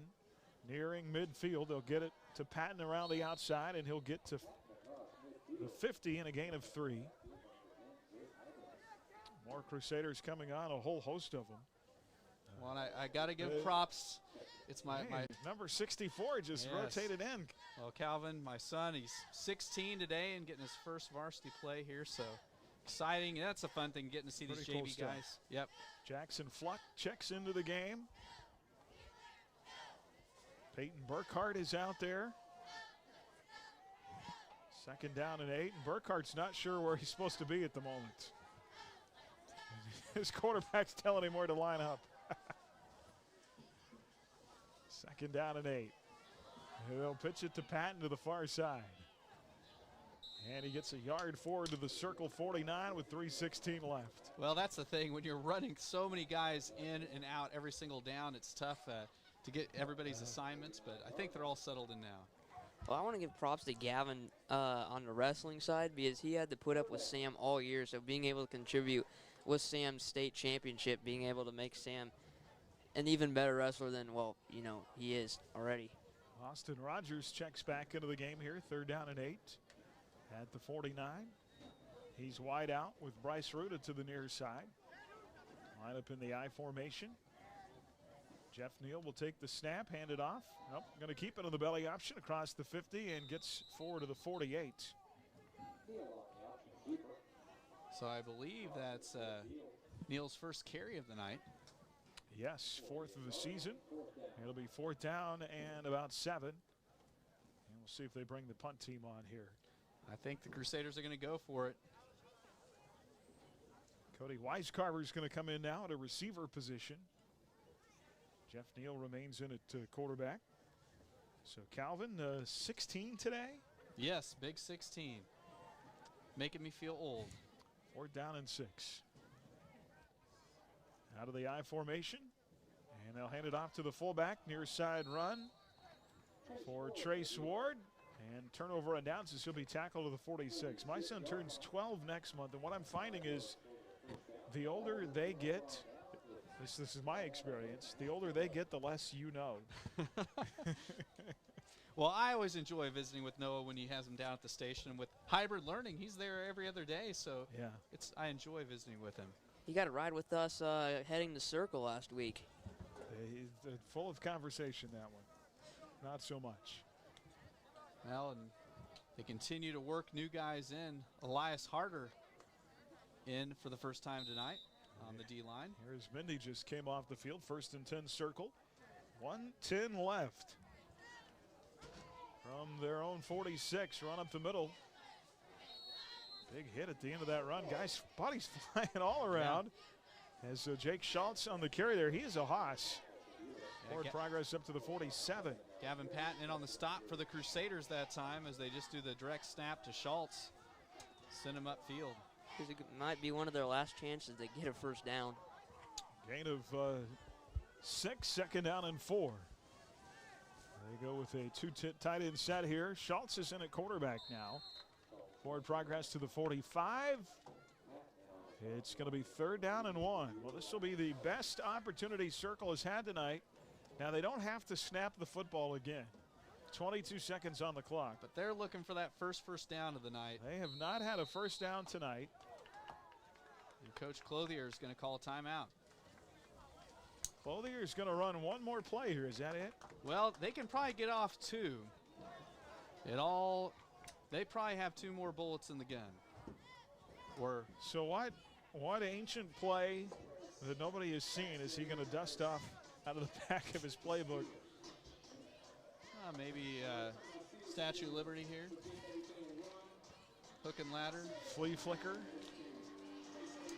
Crusader football tonight brought to you in part by H&R Block by Cargill Salt. Crable Tree Clearing by the Sheila Metzger Agency and by Midway Motors. Bueller will win playoff win number 31 all time and improved to 5-3 on the season. And it looks like they will be at Rose Hill next Friday night in the regional round. Here they come to the line with 14 seconds left.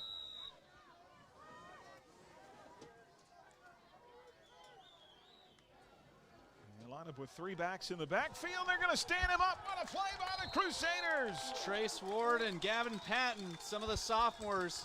Court Ott was the carrier. They say we're not going to let that first down happen on our watch. And the game is over. That will be the final play of the game. Circle 1, 2, 3, 4, 5, 6, 7, 8, 9, 10. 0 for 10 tonight on 3rd down. And that'll be the end of the game, and Bueller wins it by a final score of 47-0. Well, a perfect 5 for 5 on scoring plays in the first half, scoring opportunities on drives. And they had 2 more second-half touchdowns. A 12-yard run by Sam Elliott that came with 9:44 to go in the 3rd. That made it to 41-0. And then the 86-yard INT return for a touchdown by Cameron Campbell. Missed the extra point there, and that made the final score 47-0. Crusaders improving to 5-3 on the season. The Circle T-Birds will finish up their season at 1-6, and we will move on to next Friday night's regional round of the playoffs. We've been live tonight from the Allen Samuels broadcast booth. At Allen Samuels of Hutch, they're dedicated to helping you find the make and model that best suits your needs online at AllenSamuelsHutch.com. And our Shirt Shack postgame begins when we come back here on HKFM and the Crusader Sports Network. Listening to exclusive coverage of Crusader football on HKFM.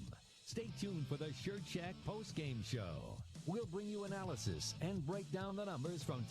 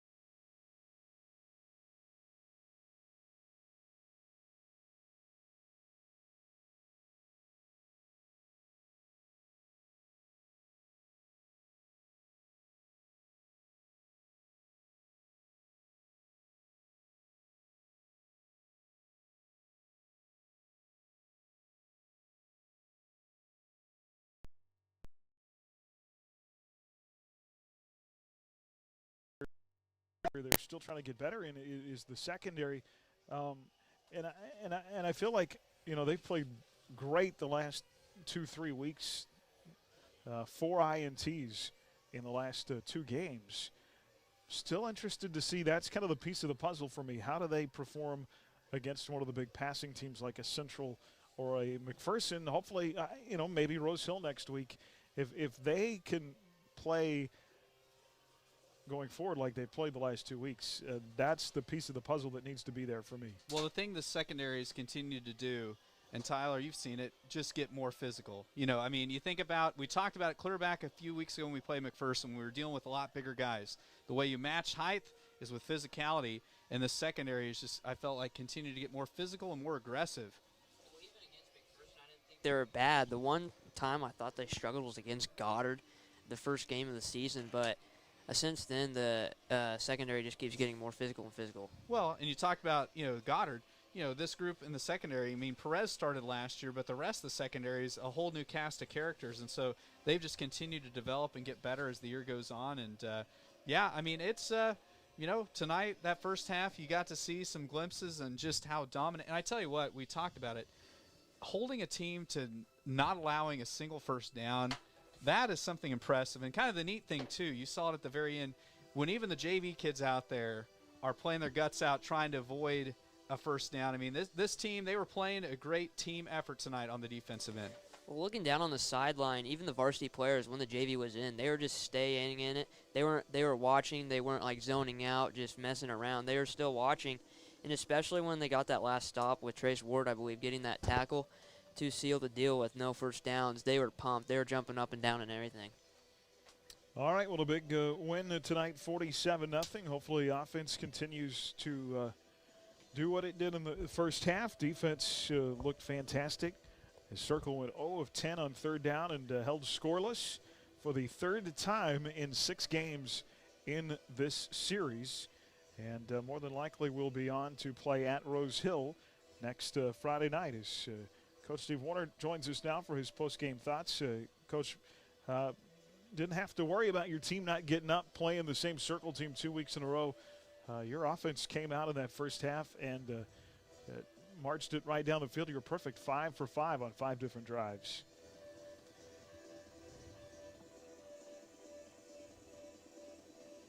Let's try that. Offensively and defensively. I was just proud of the kids the way they came out. I mean, we worried all week long about coming out complacent, and we didn't do that. We came out and we took care of business. Very pleased with that. Yeah, absolutely. You put up 5 scores in the first half, 2 more touchdowns in the second half. Love the way your defense, you mentioned the defense pitching the shutout. Defense didn't allow a first down tonight, Coach. That is a pretty big number. That is amazing. Well, that's why we were so excited at the end of the game. The kids got excited because they were trying to hold that first down. They knew that we hadn't given up any yet, and our JV did a great job. It wasn't even our JV; it was our youngest kids. And very pleased with they held that for us. They didn't change; they kept their varsity in, so we still didn't give up a first down after that. That's why the kids on the sideline got so excited. We've talked about it the last couple of weeks, but your defensive secondary playing so much more physical maybe than they were early in the year, and a bunch more PBUs tonight. They continue to show that they are getting better. That was nice. Well, 2 interceptions, and then obviously one return for the touchdown by Cameron. But they had one open receiver in the night that I felt like was open, and that was with our young kids. And very pleased with the way that we're headed in the right direction with our D-backs. We're going to be tested next week by either Mulvane or Rose Hill. Both teams have good quarterbacks, and so we'll have to be ready, and our D-backs have to play well. But they're definitely peaking at the right time. Yeah, absolutely. Last score we had was Rose Hill up 22-0 at the half. So if that holds, would be headed to Rose Hill. We assumed it'd be Rose Hill, but we heard that Mulvane had some kids get back. They had 4 kids that were injured. So it'll probably be at Rose Hill. And I know that before the game he had over 1,500 yards passing. So they definitely like to throw the football, and we'll have to be ready to stop it. Yeah, and of course, I know you talk about all the time the best defense, a good offense, and boy, Sam Elliott continues to run, Coach, the way he's been running. He's just been really fun to watch. And Gavin's a good hard runner, but you can see that Sam just makes a difference. Gavin runs hard, but Sam is so quick and shifty and able to get away from people, and you see that when we bring in because we kept Gavin in with our varsity line, and Sam just does so much for us. He's so quick and so elusive. Yeah, elusive is the word I was thinking. I'm always impressed about how hard he is to bring down, and sometimes amazed that he gets away from guys like he does. I know it is very amazing that he does what he does. He runs away from him, he got quicks him, and then you got to bring him down because he's so strong. All right, Coach, for a big win tonight, and keep building that momentum going forward. Looking forward to getting back on the field next Friday, and we'll see you Monday night on our Coaches Show. Thank you. That is Coach Steve Warner with very encouraging thoughts after the game from him, just how his team performed, how we talked about having them come out and be ready to play, and wondered about that. Circle again, we whipped them last week, but boy, they didn't take anything for granted. Came out in that first half and just put them away early. Well, it says a lot about the team. I mean, it really does, and about this coaching staff getting them ready, because an inferior coaching staff would maybe kind of take this week easy and say, we don't have to work that hard. We're just going to show up and roll these guys.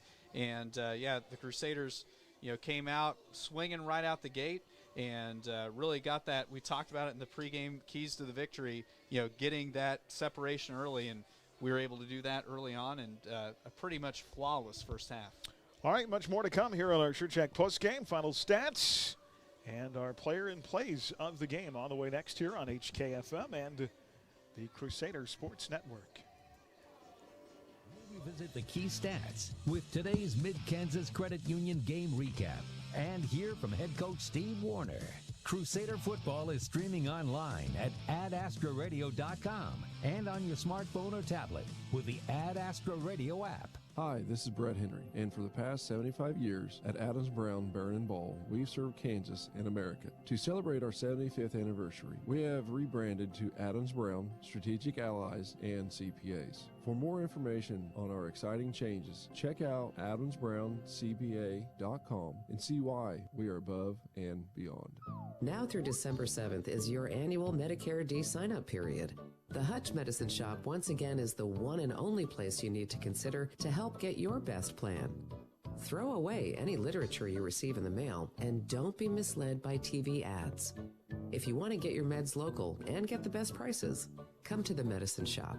We'll input your drug list and find your best plan. Medicare D sign-up is now at the Hutch Medicine Shop in Midtown. My name is Jim Remar, and I'm President and Chief Operating Officer at the Cosmosphere. Working with Phoenix Restoration was great. They were quick to respond. They were reliable.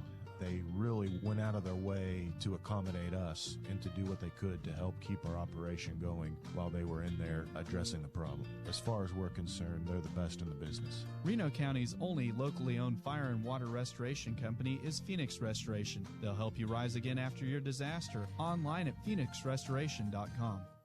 John, when we last chatted, you said you were committed to offering vehicles at an affordable price, but aren't you going overboard, taking 20% off the all-new Ram trucks? Absolutely. And let's go a little bit further. Not only am I going to take 20% off, I'm going to offer you a choice, either a 2-year service agreement or free fuel for a year. You're the boss. That's only at Allen Samuels of Hutch at 30th and Lorraine, online 24 hours a day at allensamuelshutch.com. Allen Samuels of Hutch. Come by and let's be friends. Bueller Crusader football is on Oldies 95.9 HKFM.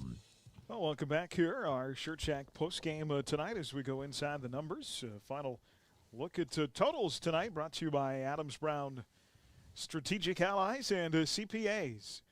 Proudly serving businesses in Kansas for the past 70 years. They go above and beyond. Well, tonight, the numbers, inside the numbers, it's a fun night because there's lots of positive numbers for the Crusaders. Okay. So we talked about it earlier. Aaron, do you think Circle got into the black offensively tonight? I would say maybe barely. Yeah, they were barely in the red as Bueller finishes the night with 288 yards of total offense. Circle with -8. So if that stat stands, then that would be the fewest yards allowed in a game in school history. Correct, Aaron? I will double check that. For sure in the Steve Warner era, that would be the fewest. Well, and then going down the line further, number of plays, Bueller with 56 plays to Circle's 34. Through the air tonight, the Crusaders 41 yards passing, and Circle with just 5 yards through the air. On the ground, Bueller had 247 yards compared to Circle's -13. And we're going to get into the time of possession. Bueller had a huge advantage there, 28 minutes compared to Circle's 18 and change. And we'll get into some of the individual statistics now for the Crusaders. So lots of guys had carries tonight. Sam Elliott, of course, led the charge. 23 carries for 178 yards, averaging almost 8 yards a carry, 3 TDs. Next in rushing was Gavin Patton tonight. He had 11 carries for 39 yards and a touchdown. Cameron Campbell had a carry for 11 yards. Ryan Henderson had a carry for 10. Brock McCurdy had a carry for 6. Jeffrey Neal had a carry for 3. And Colin Rowland had a carry for 2. Trace Ward with a carry for 2. And Bradley Neal with 5 carries. And he had some nice runs, but a couple of sacks. And so he finished with -4 rushing. Individual receiving numbers for the Crusaders. Dalen Coffey led the charge tonight. 2 catches for 20. Mason Lipford had his first touchdown of the year. 1 catch for 17. Ryan Henderson 1 catch for 4 yards. And that was the receiving numbers. We'll try to get into the passing numbers here. Sorry, a little discombobulated. Bradley Neal's stat line on the night, he goes 4 of 9 for 41 yards, 2 TDs. Compared to for Circle tonight, Cooper Chadwell goes 3 of 13 for 5 yards and 2 INTs. And the leading rusher tonight for Circle, Stovall, finishes with 8 carries for 17. All right, very good. Well, according to the numbers I have, that is a school record. According to least total yards allowed, I mentioned the 0 in 2009. That's what I've got. That's a new school record. Well, another kind of cool stat tonight, the Crusaders put up the most points in a playoff game tonight since November 7th of 2014 out at Ulysses when Buhler won the regional championship 49-37. So a good night for the Crusaders, offensively, defensively, statistically, across the board, you name it. It's a good night for the Maroon and White. And a big win to move on to the next round of the playoffs, and we assume that'll be Rose Hill coming up next Friday, 47-0. The final. Let's hand out some postseason accolades. We'll start with our Dix Phillips 66 Phillip of the game. Phillip on top-tier gasoline, snacks, and more at Dix Phillips 66, newly remodeled at 4th and Stevens in Hutch. Every journey begins with a stop at Dix Phillips 66. And our pick of the night for the play of the game is the 86-yard INT return for a touchdown by Cameron Campbell. Yeah, that was the longest pick 6 of the year by a long ways for the Crusaders, and really was something in that third quarter. You know, Tyler, offensively, we're having a rough quarter, and things were maybe kind of going a little bit awry where we're just kind of getting sloppy, and that really kind of put some wind in our sails. Well, yeah, it was a great interpretation by Cameron. He read the quarterback's eyes all the way around because, I mean, I was watching the play actually. But great interpretation, and then being able to use, well, he's the fastest kid in the school, so no one can catch him.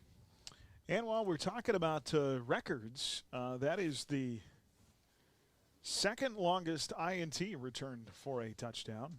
Landis Richardson has the longest at 90. I believe we've talked about that before. Yes. But 96 or 86, that is the second longest in school history. Wow. Yeah, I remember that. And to put things into perspective, I was a sophomore then, same age as my son. So, yeah, it's been a few years ago since Landis took that to the house. 1996. Did get a final just now, taking a look at the Buhler Dental Care scoreboard update. I know we're going a little out of order, but Rose Hill did win tonight 30-13 over Mulvane.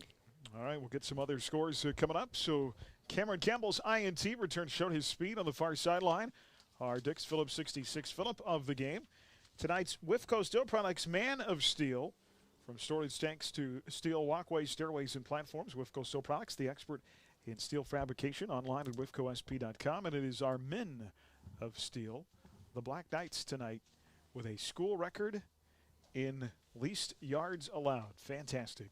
Yeah, and just a great, and Coach Warner talked about the neat thing about it, like you said, once the varsity had gotten out and they'd gotten through the second string, and we were down to the youngest guys on the varsity roster, they got the big stop at the end. I mean, it really was just a team defensive effort tonight. Well, I wonder if that's the first time ever for the Crusaders to not allow any first downs during a game. But, yeah, just getting negative yards, you said the least ever. And so that's just a great night and playoff football. So, yes. Yeah. Good stuff. Our Men of Steel tonight to the Black Knights. We'll come back with some final Bueller Dental Care scores, and wrap up our broadcast right after this, our Shirt Shack post game on HKFM and the Crusader Sports Network.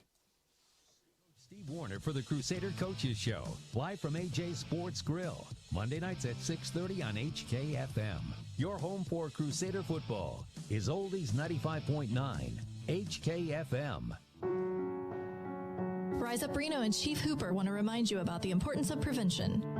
You know, when kids or when families get involved in drugs, one of the things, unfortunately, that we see in law enforcement is that lots of times that behavior or the consequences of being involved in drugs leads to criminal behavior in our community.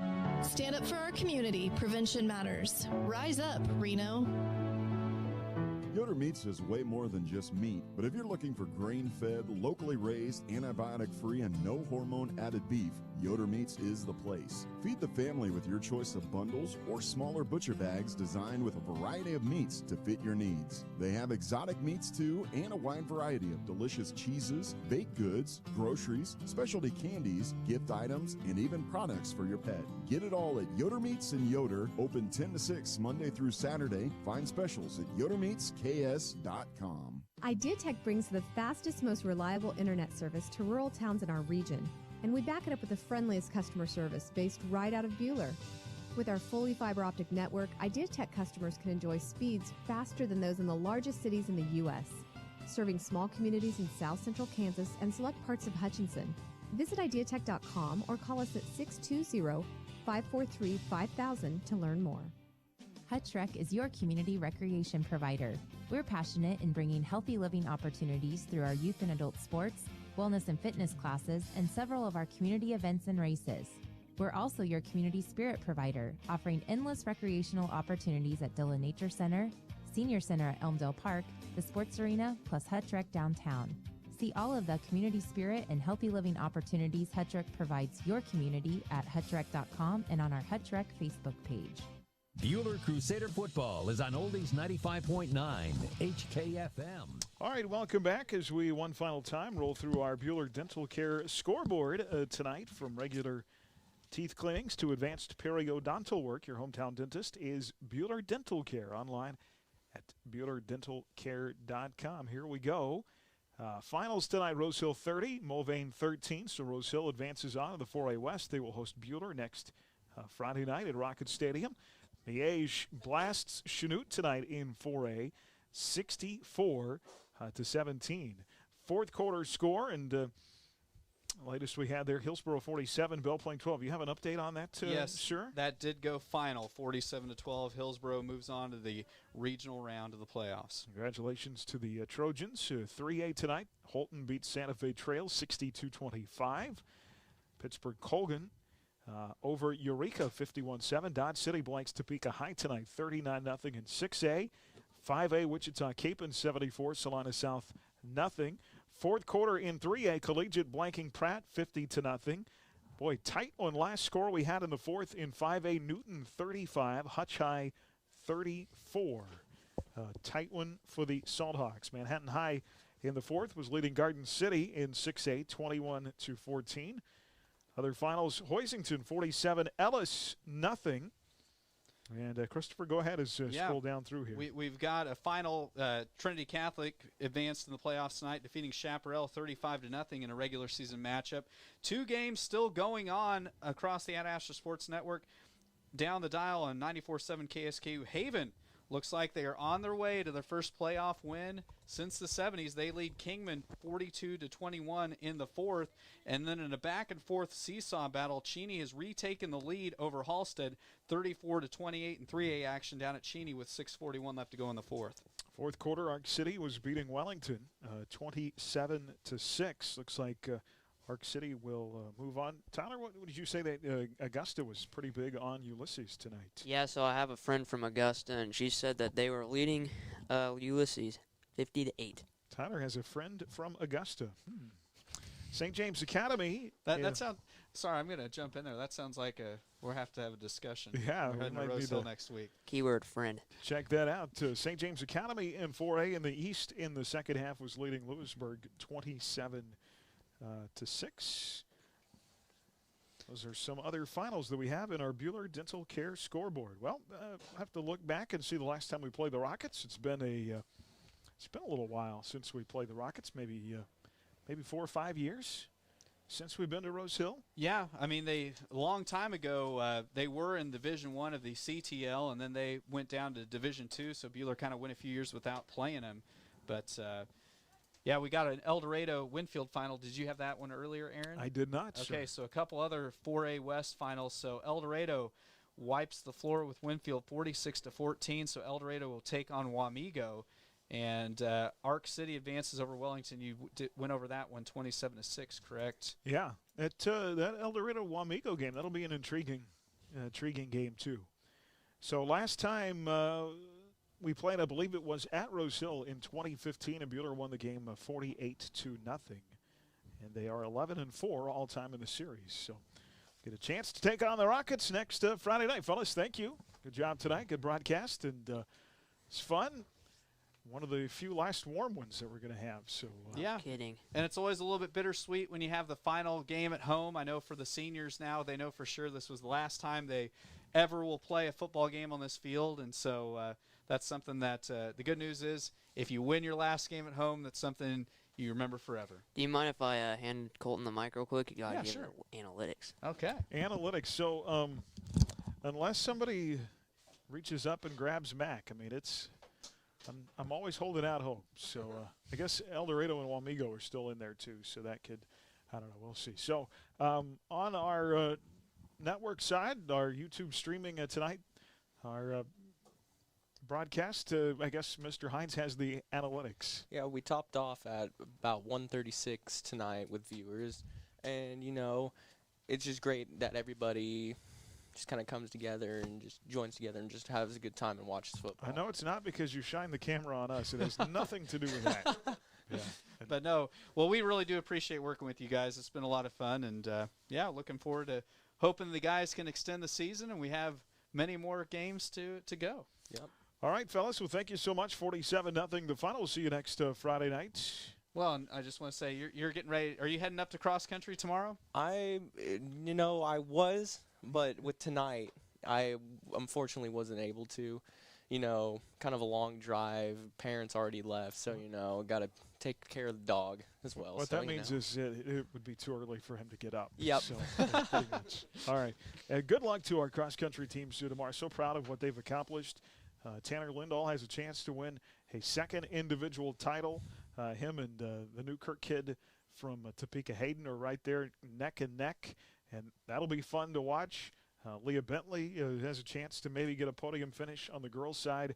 And, of course, both teams trying to capture state titles, sweep for a state for a second year in a row. Lots of postseason sports going on this weekend. I think the Lady Salthawk runners in 6A are competing for a state title tomorrow. And then, of course, volleyball all around the state, including Central Christian in 1A Division II. I think they're in Emporia tomorrow. So good luck to the Cougars. Yes. And lots of college football. No Sterling College football tomorrow. But I know the poor Warriors, they've just kind of been snake bitten on getting games this fall.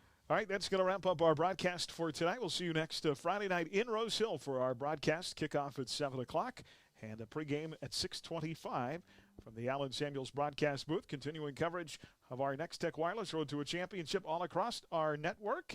And check stations, games, and times online at astradio.com. 2 quick score updates, Aaron. Okay.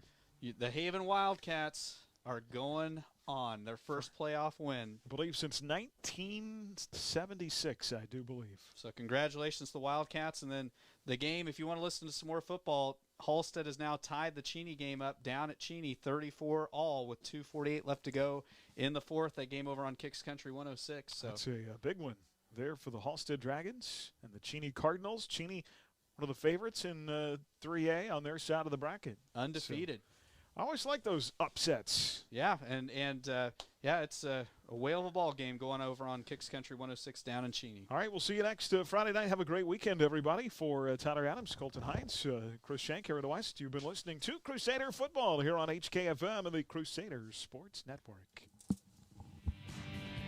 Allen Samuels, Chrysler Dodge Jeep Ram and Hutch are proud supporters of high school sports. And of course, we are proud to support our community any way we can. Good luck to all of our athletes this season. We hope you have a fun